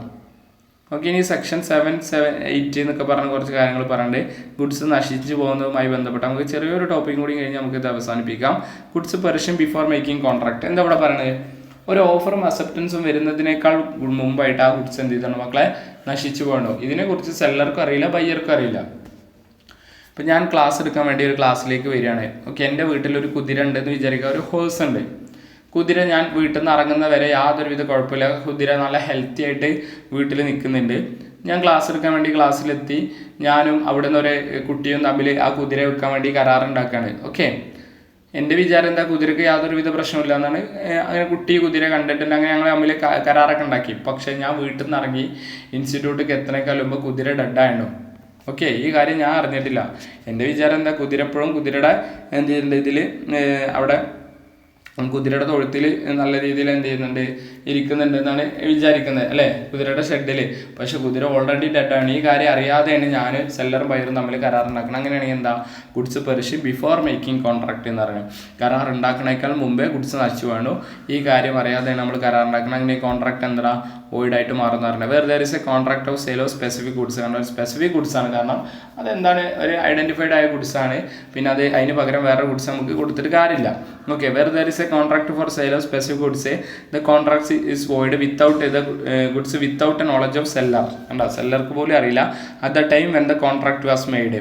കരാർ ഉണ്ടാക്കുന്ന സമയത്ത് ഗുഡ്സ് ഓൾറെഡി നശിച്ചു പോകണോ ഡാമേജ് ആണ് എന്നുള്ളതിനെ കുറിച്ച് സെല്ലർക്ക് പോലും അറിയില്ല. അതവിടെ പറഞ്ഞാൽ at the time when the contract was made perished become damage that they no longer answer to the description given contract. അങ്ങനെ ഒരു ഗുഡ്സ് നിലനിൽക്കുന്നുണ്ടെന്ന് പോലും നമുക്ക് അറിയ പോലും ഇല്ല. അങ്ങനെയാണെങ്കിൽ ആ കോൺട്രാക്ട് എന്താടാ? വോയിഡായിട്ട് മാറും. കോൺട്രാക്ട് എന്താ മക്കളെ? വോയിഡായിട്ട് മാറും. ഇവിടെ ഒരു എക്സാമ്പിൾ ഉണ്ട്, കണ്ടോ. A agreed to sell 50 bag of wheat stored in എയുടെ ഗോഡൗൺ. എ പറഞ്ഞു എൻ്റെ ഗോഡൗണിലുള്ള 50 ബാഗ് ഗോതമ്പ് നിങ്ങൾക്ക് വിൽക്കാം. എയുടെ വിചാരം എന്ത് ചെയ്യുന്നുണ്ട്? ആ ഗോതമ്പൊന്നും ഒരു പ്രശ്നമില്ല. പക്ഷേ ഡ്യൂ ടു വാട്ടർ ലോഗിങ്, വെള്ളം കയറി കൊണ്ട് ആ ഗുഡ്സൊക്കെ എപ്പോഴോ നശിച്ചു വേണ്ടു. ഇത് അറിയാതെയാണ് എന്ത് ചെയ്യുന്നത്? ഇവർ തമ്മിൽ കരാറുണ്ടാക്കണം. അങ്ങനെയാണെങ്കിൽ അഗ്രിമെൻറ്റ് എന്താ? വോയിഡാണ്. വോയിഡ് ഓഫ് ഇനീഷ്യൂ ആണെന്ന് വേണമെങ്കിൽ പറയാം. Then goods perish before sale but after agreement to sell. എന്താ? നമ്മൾ കരാറുണ്ടാക്കുന്നത് ഇന്ന് 22/2/2025. ഇന്ന് നമ്മൾ കുതിരയുടെ മുകളിൽ കരാറുണ്ടാക്കുന്നുണ്ട്. പക്ഷേ ഇത് സെയിലായിട്ട് മാറുന്നത് 10/4/2025. ഓക്കെ, 10/4/2025 സെയിലാവാം. എഗ്രിമെൻറ്റ് സെയിൽ നമ്മൾ ഉണ്ടാക്കിയത് 22/3. പക്ഷേ ഇത് സെയിലായിട്ട് മാറുന്നത് എന്നാ മക്കളെ? 10/3, 10/4 വിചാരിക്കുക. അങ്ങനെയാണെങ്കിൽ അതിൻ്റെ ഇടയിൽ ഇനിയും കുറേ ദിവസമല്ലേ? 23, 24, 25, 26, 27, 28, 29, 30, 1, 2, 3, 4, 5, 6, 7, 9, 10 അങ്ങനെ അത്രയും ദിവസം കിടക്കുന്നുണ്ട് അല്ലേ? അത്രയും 10-18 ദിവസം കിടക്കുന്നുണ്ട്. അപ്പോൾ അങ്ങനെയാണെങ്കിൽ ഈ പറയുന്ന എന്ത് ചെയ്യുന്നുണ്ട് മക്കളെ? 10/4/2025 ആവുന്നതിനേക്കാൾ മുമ്പേ ആ ഗുഡ്സ് എന്ത് ചെയ്തു? നശിച്ചു പോയി. കരാർ ഉണ്ടാക്കണ സമയത്ത് കുഴപ്പമില്ല, പക്ഷെ അതിന് മുമ്പായിട്ട് നശിച്ചു പോയി. അങ്ങനെയാണെങ്കിൽ എന്താ? ആ കോൺട്രാക്ട് വോയിഡ് ആവും. അതാണ് ഇവിടെ പറയുന്നത്. ബിഫോർ സെയിൽ കണ്ടാ? Before sale but after agreement sell. ഇന്ന് അഗ്രിമെൻറ്റ് സെല്ലാണ് 10/4 സെയിലായി മാറുക. അതിന് മുമ്പ് ആ ഗുഡ്സ് നശിച്ചു പോയി. കോൺട്രാക്ട് എന്താ? Void. Where there is a agreement to sell specific goods subsequently goods without any fault on the part of the seller or buyer. സെല്ലറെയോ ബയ്യറെയോ ഫാൾട്ട് ഇല്ലാതെ അത് പെർഷ് അല്ലേ? Perish or become so damaged they no longer answer to the description in the agreement before the risk passes to the buyer. Risk pass ആണെങ്കിൽ മുമ്പേ. അങ്ങനെയാണ് ഈ agreement there may be avoided or become void. ആ agreement എന്തായിട്ട് മാറും? വോയിഡായിട്ട് മാറും എന്നാണ് പറയുന്നത്. അഗ്രിമെൻറ്റ് എന്തായിട്ട് മാറും മക്കളെ? വോയിഡായിട്ട് മാറും. Then perishing of future goods. ഭാവിയിൽ ഉണ്ടാവാൻ പോകുന്ന ഒരു ഗുഡ്സ് ഞാൻ നിങ്ങൾക്ക് വിൽക്കാമെന്ന് പറഞ്ഞ കരാറുണ്ട്. അടുത്ത വർഷം എൻ്റെ ഫാമിൽ ഉണ്ടാവാൻ പോകുന്ന മാംഗോ ഞാൻ നിങ്ങൾക്ക് വിൽക്കാം. എൻ്റെ ഫാം തന്നെ നശിച്ചു പോയി, എന്താ ഫ്യൂച്ചർ ഗുഡ്സ് തന്നെ നശിച്ചു പോയി, അങ്ങനെ കോൺട്രാക്ട് എന്താ വോയിഡ്. ഇപ്പോൾ ഏത് സിറ്റുവേഷനിലും സബ്ജക്റ്റ് മാറ്റർ ഇല്ലെങ്കിൽ കോൺട്രാക്ട് എന്തായി മാറും, വോയിഡ് ആവും. അത് ഓരോരോ സിറ്റുവേഷൻ എന്ന് പറഞ്ഞുള്ളൂ, 7-8 എന്നൊക്കെ പറഞ്ഞിട്ട്. ഓക്കെ, ഒന്നാമത്തെ സിറ്റുവേഷൻ പറഞ്ഞാൽ എന്താ, കരാർ ഉണ്ടാക്കണേക്കാൾ മുമ്പേ നശിച്ചുകൊണ്ട് ഈ കാര്യം നമുക്കറിയില്ല. സെക്ഷൻ 8 എന്താ പറയുന്നത്, അഗ്രിമെൻറ്റ് സെല്ലിൻ്റെ സമയത്ത് പ്രശ്നമില്ല, പക്ഷേ അത് സെയിലായി മാറുമ്പോൾ എന്തായി മാറി, അതിനേക്കാൾ മുമ്പ് അത് നശിച്ചു പോയി എന്നാണ് പറയണത്. ഓക്കെ, അതാണ് നമ്മളിവിടെ പറയണത്. ഇനി അസെപ്റ്റൈൻമെൻറ്റ് ഓഫ് പ്രൈസ്, ഈ ടോപ്പിക് കൂടി കഴിഞ്ഞാൽ നമുക്ക് ഈ യൂണിറ്റ് അവസാനിപ്പിക്കാം. നോക്കടാ, എന്താ അസെപ്റ്റൈൻമെൻറ്റ് ഓഫ് പ്രൈസ്? സാറേ, എങ്ങനെ ഒരു ഗുഡ്സിൻ്റെ പ്രൈസ് നമുക്ക് തീരുമാനിക്കപ്പെടുക? ഒരു ഗുഡ്സിൻ്റെ പ്രൈസ് എങ്ങനെയൊക്കെ തീരുമാനിക്കപ്പെടാം? ഒരു കച്ചവടത്തിൽ fixed by the contract. Seller ബയ്യറോട് പറയണേ, ഞാൻ വിൽക്കാൻ പോകുന്ന ഈ ഗുഡ്സിൻ്റെ വില 100 രൂപയാണ്. അങ്ങനെയാണെങ്കിൽ ബയ്യർ അത് 100 രൂപയ്ക്ക് മേടിച്ചു. അങ്ങനെയാണെങ്കിൽ അവിടെ എങ്ങനെ വില തീരുമാനിക്കപ്പെട്ടെ? ഫിക്സഡ് ബൈ ദ കോൺട്രാക്ട്, കരാറിൽ പറഞ്ഞിട്ടുണ്ട് അല്ലേ, ഫിക്സ് ചെയ്തിട്ട്. അങ്ങനെയാണെങ്കിൽ അതിൻ്റെ അടിസ്ഥാനത്തിൽ. ദെൻ സെക്കൻഡ് പോയിന്റ് ഏതാ, agreed to be fixed manner provide by the contract. ഒരു രീതി പറയാം കരാറിൽ. സെല്ലറും ബയ്യറും തമ്മിലുള്ള കച്ചവടത്തിൽ സെല്ലർക്ക് വില പറയാൻ പറ്റുന്നില്ല, എന്ത് ചെയ്യുന്നുണ്ട്, ബയ്യർ ബാർഗൈൻ ചെയ്യുന്നില്ല. പകരം ഒരു രീതി പറയാം, ഈ ഗുഡ്സ് ഒരു റയറായ ഗുഡ്സാണ്, നമുക്ക് ഇതിനെക്കുറിച്ച് എക്സ്പെർട്ടായ വ്യക്തിയെ കൊണ്ടുവരാം, എന്നിട്ട് അയാൾ പറയുന്ന വിലക്ക് നമുക്ക് വിൽക്കാം. ദാറ്റ് മീൻസ് ഒരു വാല്യൂവറെ ഏൽപ്പിക്കുകയാണ്. ഇപ്പോൾ പല സംഭവങ്ങളും ഉണ്ടാകുന്നത് ഈ സെക്കൻഡ് ഹാൻഡ് കാറിൻ്റെയൊക്കെ കച്ചവടം നടക്കുമ്പോൾ പലപ്പോഴും വില തീരുമാനിക്കാൻ വേണ്ടിയിട്ട് ആരെയും കൂടി വിളിക്കുവെച്ചിട്ടാ, ഒരു വാല്യൂവറെ വിളിക്കും. ഇപ്പോൾ നിങ്ങളുടെ കയ്യിലൊക്കെ ഫോണുണ്ട്, കാറൊക്കെ ഉണ്ടാവും വീട്ടിൽ.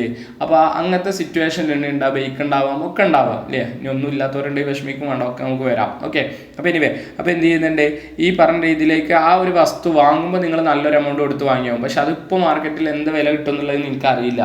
അങ്ങനെയാണെങ്കിൽ നമ്മൾ എന്ത് ചെയ്യും, ഇതിൻ്റെ ഒരു എക്സ്പെർട്ട് അയാളെ കൊണ്ടുവരും. എന്നിട്ട് അയാൾ നോക്കും ഈ വണ്ടിക്ക് എന്തൊക്കെ പ്രശ്നങ്ങളുണ്ട്, എന്തൊക്കെ ഡാമേജസ് ഉണ്ടെന്നൊക്കെ നോക്കി അയാൾ ഏകദേശം ഈ സാധനത്തിന് ഇത്ര രൂപ കൊടുത്താൽ മുതലാവും എന്ന് പറയും. ആ വിലക്കാണ് ചിലപ്പോൾ അവിടെ കച്ചവടം ഉറപ്പിക്കും. ഇപ്പോൾ ഈ അടുത്ത കാലത്തും കൂടി എൻ്റെ ഒരു കൂട്ടുകാരൻ്റെ ഒരു കാർ അങ്ങനെ കച്ചവടമായി, മനസ്സിലാവണ്ട.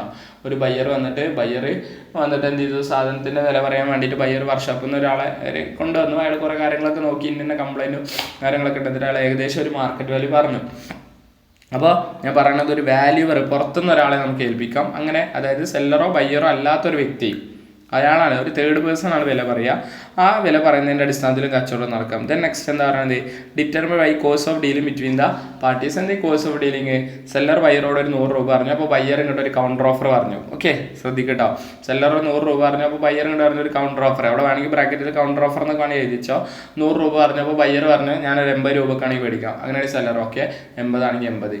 അങ്ങനെയാണെങ്കിൽ എന്ത് ചെയ്തിട്ടുണ്ട് മക്കളെ, അത്തരത്തിലൊരു കോഴ്സ് ഓഫ് ഡീലിങ്ങിൻ്റെ അടിസ്ഥാനത്തിലും എന്ത് ചെയ്യാം, അവർ തമ്മിലുള്ള ഒരു സമ്പ്രദായ രീതി, ഒരു കോഴ്സ് ഓഫ് ഡീലിംഗ് മനസ്സിലാവുണ്ടോ, അതിൻ്റെ അടിസ്ഥാനത്തിലും എന്ത് ചെയ്യാം, വില തീരുമാനിക്കപ്പെടാന്നൊക്കെയാണ് പറയണത്. ഡീലിങ്സും കാര്യങ്ങളൊക്കെ നടക്കുന്നതിൻ്റെ അടിസ്ഥാനത്തിൽ. അപ്പോൾ ഫിക്സഡ് ബൈ കോൺട്രാക്ട് ഉണ്ട്, അതേപോലെ എന്താ fixed manner provide by the contract ഉണ്ട്, കോഴ്സ് ഓഫ് ഡീലിംഗ് ഉണ്ട്. ഓക്കെ, അങ്ങനെയും തീരുമാനിക്കാം. കൗണ്ടർ ഓഫർ എന്നൊക്കെ നമുക്ക് പറയാം. ഓക്കെ, കാലങ്ങളായിട്ട് അവർ ഒരു bargaining. Okay, then agreement to sell at valuation. എടാ, നമ്മൾ നേരത്തെ ഈ രണ്ടാമത്തെ കേസിന് നമ്മൾ ഇവിടെ പറഞ്ഞു അല്ലേ, എന്താ പറയണത്, ഒരാളെ നമുക്ക് വാല്യുവേഷന് വേണ്ടിയിട്ട് ഏൽപ്പിക്കാം. പക്ഷേ ഈ വാല്യുവേഷനെ നോക്കും മക്കളെ, ചിലപ്പോൾ സെല്ലർക്കോ ബയ്യർക്കോ ഈ വാല്യുവേഷന് വലിയ താല്പര്യം ഉണ്ടാവില്ല. എന്താ സെല്ലർക്കോ ബയ്യർക്കോ ഈ വാല്യുവേഷന് കുറച്ച് താല്പര്യമില്ലാത്തതിനുള്ള പ്രധാന കാരണം എന്ന് പറയുന്നത് എന്താണെന്നറിയോ, ചിലപ്പോൾ സെല്ലർക്ക് ഇതൊരു കുറഞ്ഞ വിലക്കുള്ള സാധനമാവും ചിലപ്പോൾ, പക്ഷെ അതൊരു നല്ല വിലക്ക് വെക്കണം എന്നുള്ള ആഗ്രഹം ഉണ്ടാവും. പക്ഷേ ഈ വാല്യൂവർ വന്നു കഴിഞ്ഞാൽ യഥാർത്ഥ വില പുറത്ത് വരും. അപ്പോൾ സെല്ലർ പ്രതീക്ഷിച്ച വില ചിലപ്പോൾ കിട്ടില്ലല്ലോ എന്നുള്ള ഒരു ഭയം ചിലപ്പോൾ സെല്ലർ മനസ്സിലുണ്ടാവാം. ഇനി ബയ്യർക്ക് എന്തുണ്ടാവാം, ഇതൊരു ചൂട് വിലക്ക് മേടിച്ചെടുക്കുക എന്നുള്ള ഒരു ആഗ്രഹം ഉണ്ടാവും സെല്ലറുടെ കയ്യിൽ. പക്ഷേ വാല്യൂവർ വന്നു കഴിഞ്ഞാൽ യഥാർത്ഥ വില ചിലപ്പോൾ കൂടാനുള്ള സാധ്യത ഉണ്ട്. അതുകൊണ്ട് വാല്യുവേഷൻ ഇതിൽ ഏതെങ്കിലും ഒരു വ്യക്തിക്ക് താല്പര്യം പൊതുവെ കുറവാവാം അല്ലേ, അങ്ങനെ ഒരു സിറ്റുവേഷൻ ഉണ്ടാവും. അങ്ങനെയാണെങ്കിൽ എന്ത് ചെയ്യുന്നുണ്ട് മക്കളെ, ഇവിടെ നമ്മൾ വേറെ കുറച്ച് കാര്യങ്ങൾ ഇവിടെ പറയുന്നുണ്ട്. ഓക്കെ, ഫസ്റ്റത്തെ പോയിന്റ്, ഒരു ഗുഡ്സ് വിൽക്കാൻ വേണ്ടിയിട്ട് നമ്മൾ വാല്യുവേഷൻ വഴിയാണ്. തേർഡ് പാർട്ടി പറഞ്ഞാൽ ആരാക്കണ്ടോ, section 10 provide that determination of price by third party. സെല്ലറും ബയ്യർ അല്ലാതെ മൂന്നാമതൊരു വ്യക്തിയാണ് ഇതിന് വില തീരുമാനിക്കുന്നത്. അങ്ങനെയാണ് എന്താ ഇവിടെ പറയണേ, where there is agreement to sell goods on the terms that price has to be fixed by third party either does not or cannot make such valuation. നമ്മൾ അയാളോട് വാല്യുവേഷന് വേണ്ടി കൊണ്ടുപോയി, നിങ്ങളൊന്ന് വാല്യുവേഷൻ ചെയ്ത് തരണം, അല്ലെങ്കിൽ വന്നു അയാൾ പറഞ്ഞു ഇതൊന്നും വാല്യൂ ചെയ്യാൻ പറ്റില്ല, അല്ലെങ്കിൽ വാല്യൂ ചെയ്യാനായിട്ടുള്ള സൗകര്യം ഇല്ല എന്നൊക്കെ പറഞ്ഞ് വാല്യുവേഷൻ അയാൾ എന്ത് ചെയ്ത് തന്നില്ല, അല്ലെങ്കിൽ അയാളെ കൊണ്ട് ചെയ്യാൻ പറ്റില്ല. അങ്ങനെയാണെങ്കിൽ ആ കോൺട്രാക്ട് എന്തായി, വോയിഡായി. കാരണം വാല്യുവേഷൻ പരാജയപ്പെട്ടു, കോൺട്രാക്ട് എന്തായി മാറി, വോയിഡായി മാറി എന്ന് പറഞ്ഞത്.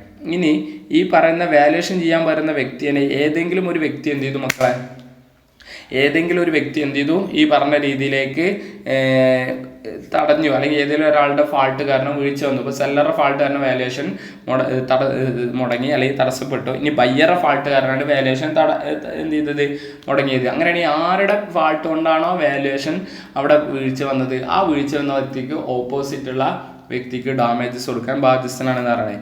In case of third party prevented by default, കണ്ടോ അവിടെ തടയപ്പെട്ടത് ആരാ? ഡിഫാൾട്ട് ഓഫ് എയ്തർ പാർട്ടി, സെല്ലറാവാം ബയ്യറാവാം. കാരണം എന്താ, അവരെ മനസ്സിൽ ചിലപ്പോൾ വലിയ താല്പര്യമൊന്നും ഉണ്ടായിക്കൊള്ളുന്നില്ല.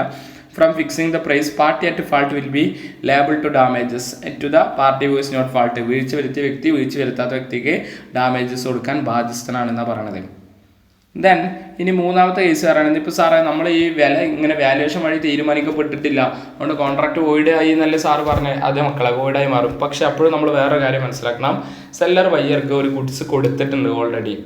സെല്ലർ ബയ്യർക്ക് ഒരു ഗുഡ്സ് ഓൾറെഡി കൊടുത്തിട്ടുണ്ട്. ഓക്കെ, എന്നിട്ട് അയാൾ അത് ഉപയോഗിക്കുന്നുണ്ട്. അതായത് വാല്യുവേഷനും വില തീരുമാനിക്കപ്പെടുന്നതിനേക്കാൾക്ക് മുമ്പേ സെല്ലർ ബയ്യർക്ക് ഒരു ഗുഡ്സ് കൊടുത്തിട്ടുണ്ട്, ബയ്യർ അത് ഉപയോഗിക്കുന്നുണ്ട് എന്ന് വിചാരിക്കുക. അങ്ങനെയാണെങ്കിൽ ആ ബയ്യർക്ക് എന്ത് ചെയ്യാം, വാല്യുവേഷൻ തടസ്സപ്പെട്ട് കഴിഞ്ഞാലും കരാറിനെ വാലിഡ് ആക്കാൻ ഒരു കാര്യം ചെയ്താൽ മതി. ബയ്യർക്ക് സെല്ലർക്ക് എന്ത് കൊടുത്താൽ മതി?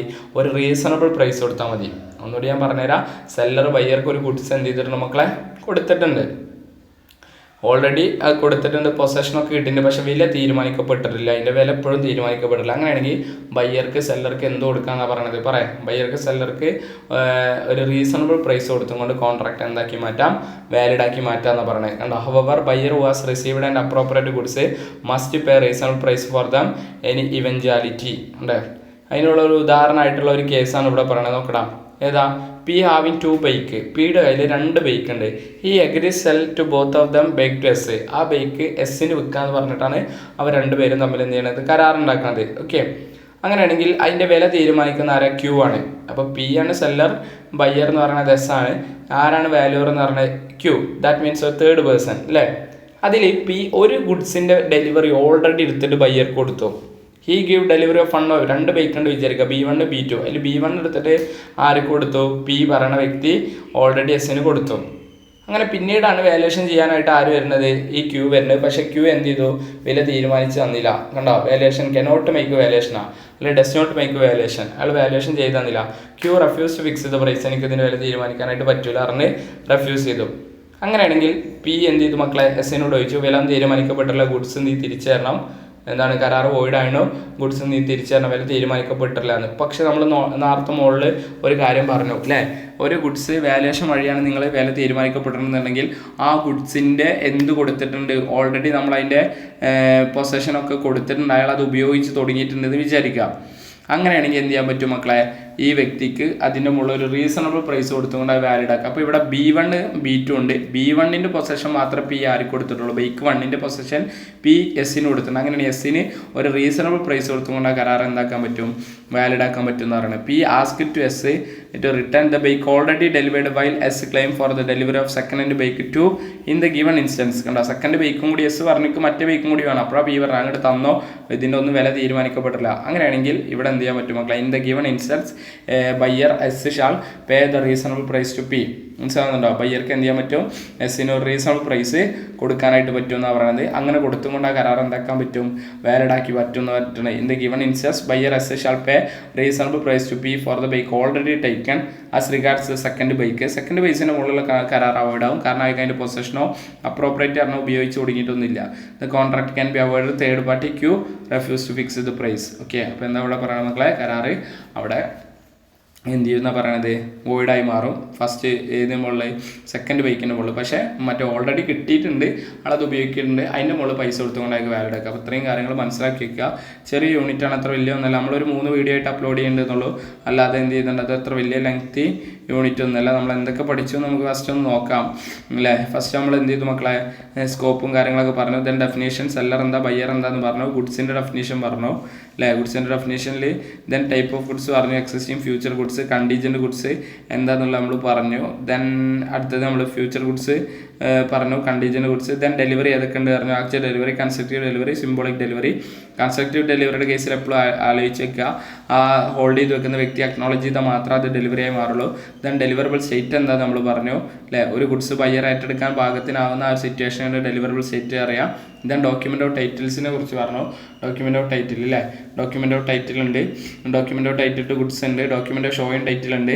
ദെൻ അതിൻ്റെ ഡിഫറൻസിനെ കുറിച്ച് നമ്മൾ പറഞ്ഞു. ഡോക്യുമെൻ്റ് ഓഫ് ഷോയിങ് ടൈറ്റിലിനെ എപ്പോഴും മനസ്സിലേക്ക് ഷെയർ സർട്ടിഫിക്കറ്റിനെ കൊണ്ടുവരിക. ഒരാളുടെ പേരുണ്ടാവും, ആ പേരുള്ള വ്യക്തിയാണ് എന്താവുക അതിൻ്റെ കൺട്രോളും പൊസഷനൊക്കെ ഉണ്ടാവുള്ളൂ, ഓണർഷിപ്പ് ഒക്കെ ഉണ്ടാവുള്ളൂ. ദെൻ മെർക്കൻറ്റൈൽ ഏജൻറ്റ്, പ്രോപ്പർട്ടി പറഞ്ഞു, ഇൻസോൾവെൻറ്റ്, പ്രൈസ്, ക്വാളിറ്റി. പ്രോപ്പർട്ടി രണ്ട് രീതിയിലുണ്ട്, ജനറൽ ഉണ്ട്, സ്പെഷ്യൽ പ്രോപ്പർട്ടി ഉണ്ട്. ഇവിടെ ഉദ്ദേശിക്കുന്ന പ്രോപ്പർട്ടി ഏതാ, ജനറൽ പ്രോപ്പർട്ടി അഥവാ പ്രോപ്പർട്ടി ഹിയർ മീൻസ് എന്താ, ഓണർഷിപ്പ്. ദെൻ അതിന് ശേഷം നമ്മൾ പറഞ്ഞതാ സെയിൽ ആൻഡ് എഗ്രിമെൻറ്റ് ടു സെല്ലും തമ്മിലുള്ള ഡിഫറൻസ് എന്താണ്, സെയിലും എഗ്രിമെൻറ്റ് ടു സെല്ലും എന്നുള്ളത് നമ്മൾ പറഞ്ഞു. ഡിഫറൻസ് ഇന്ന് നമ്മൾ ഓൾറെഡി വീഡിയോയിൽ കവർ ചെയ്തിട്ടുണ്ട്. ബെയിൽമെൻറ്റും തമ്മിലുള്ള ഡിഫറൻസ് നമ്മൾ പറഞ്ഞു. ദെൻ കോൺട്രാക്ട് വർക്ക് ആൻഡ് ലേബറും നമ്മളുള്ളത് നമ്മൾ പറഞ്ഞിട്ടുണ്ട്. ഹയർ പർച്ചേസുമായിട്ടുള്ള ഡിഫറൻസ് നമ്മൾ പറഞ്ഞു. എങ്ങനെ ഒരു കരാർ ഉണ്ടാക്കാം എന്നുള്ളതിനെ കുറിച്ച് പറഞ്ഞു. Subject matter of contract of sale പറഞ്ഞു. ദെൻ അസെറ്റ്മെൻറ്റ് പ്രൈസ് പറഞ്ഞു. അതിൻ്റെ ഇടയിൽ നമ്മൾ വേറെ കാര്യം കൂടി പറഞ്ഞു. ഏതാ ഈ പറഞ്ഞ അല്ലേ, എന്തൊക്കെയാണ് ഈ പറഞ്ഞ essential conditions for making A contract of sale, ഈ പറഞ്ഞ കാര്യങ്ങളൊക്കെ ഉണ്ടായിരിക്കണം. ഓക്കെ, അപ്പോൾ ഓൾ ദ ബെസ്റ്റ്. നല്ല വൃത്തിയിൽ പഠിക്കുക, ഡൗൺ ആവരുത്. ഡൗൺ ആവാൻ ഒരുപാട് കാരണങ്ങളുണ്ടാവും, ഡൗൺ ആവാതെ മുന്നോട്ട് പോവുക. ഓക്കെ.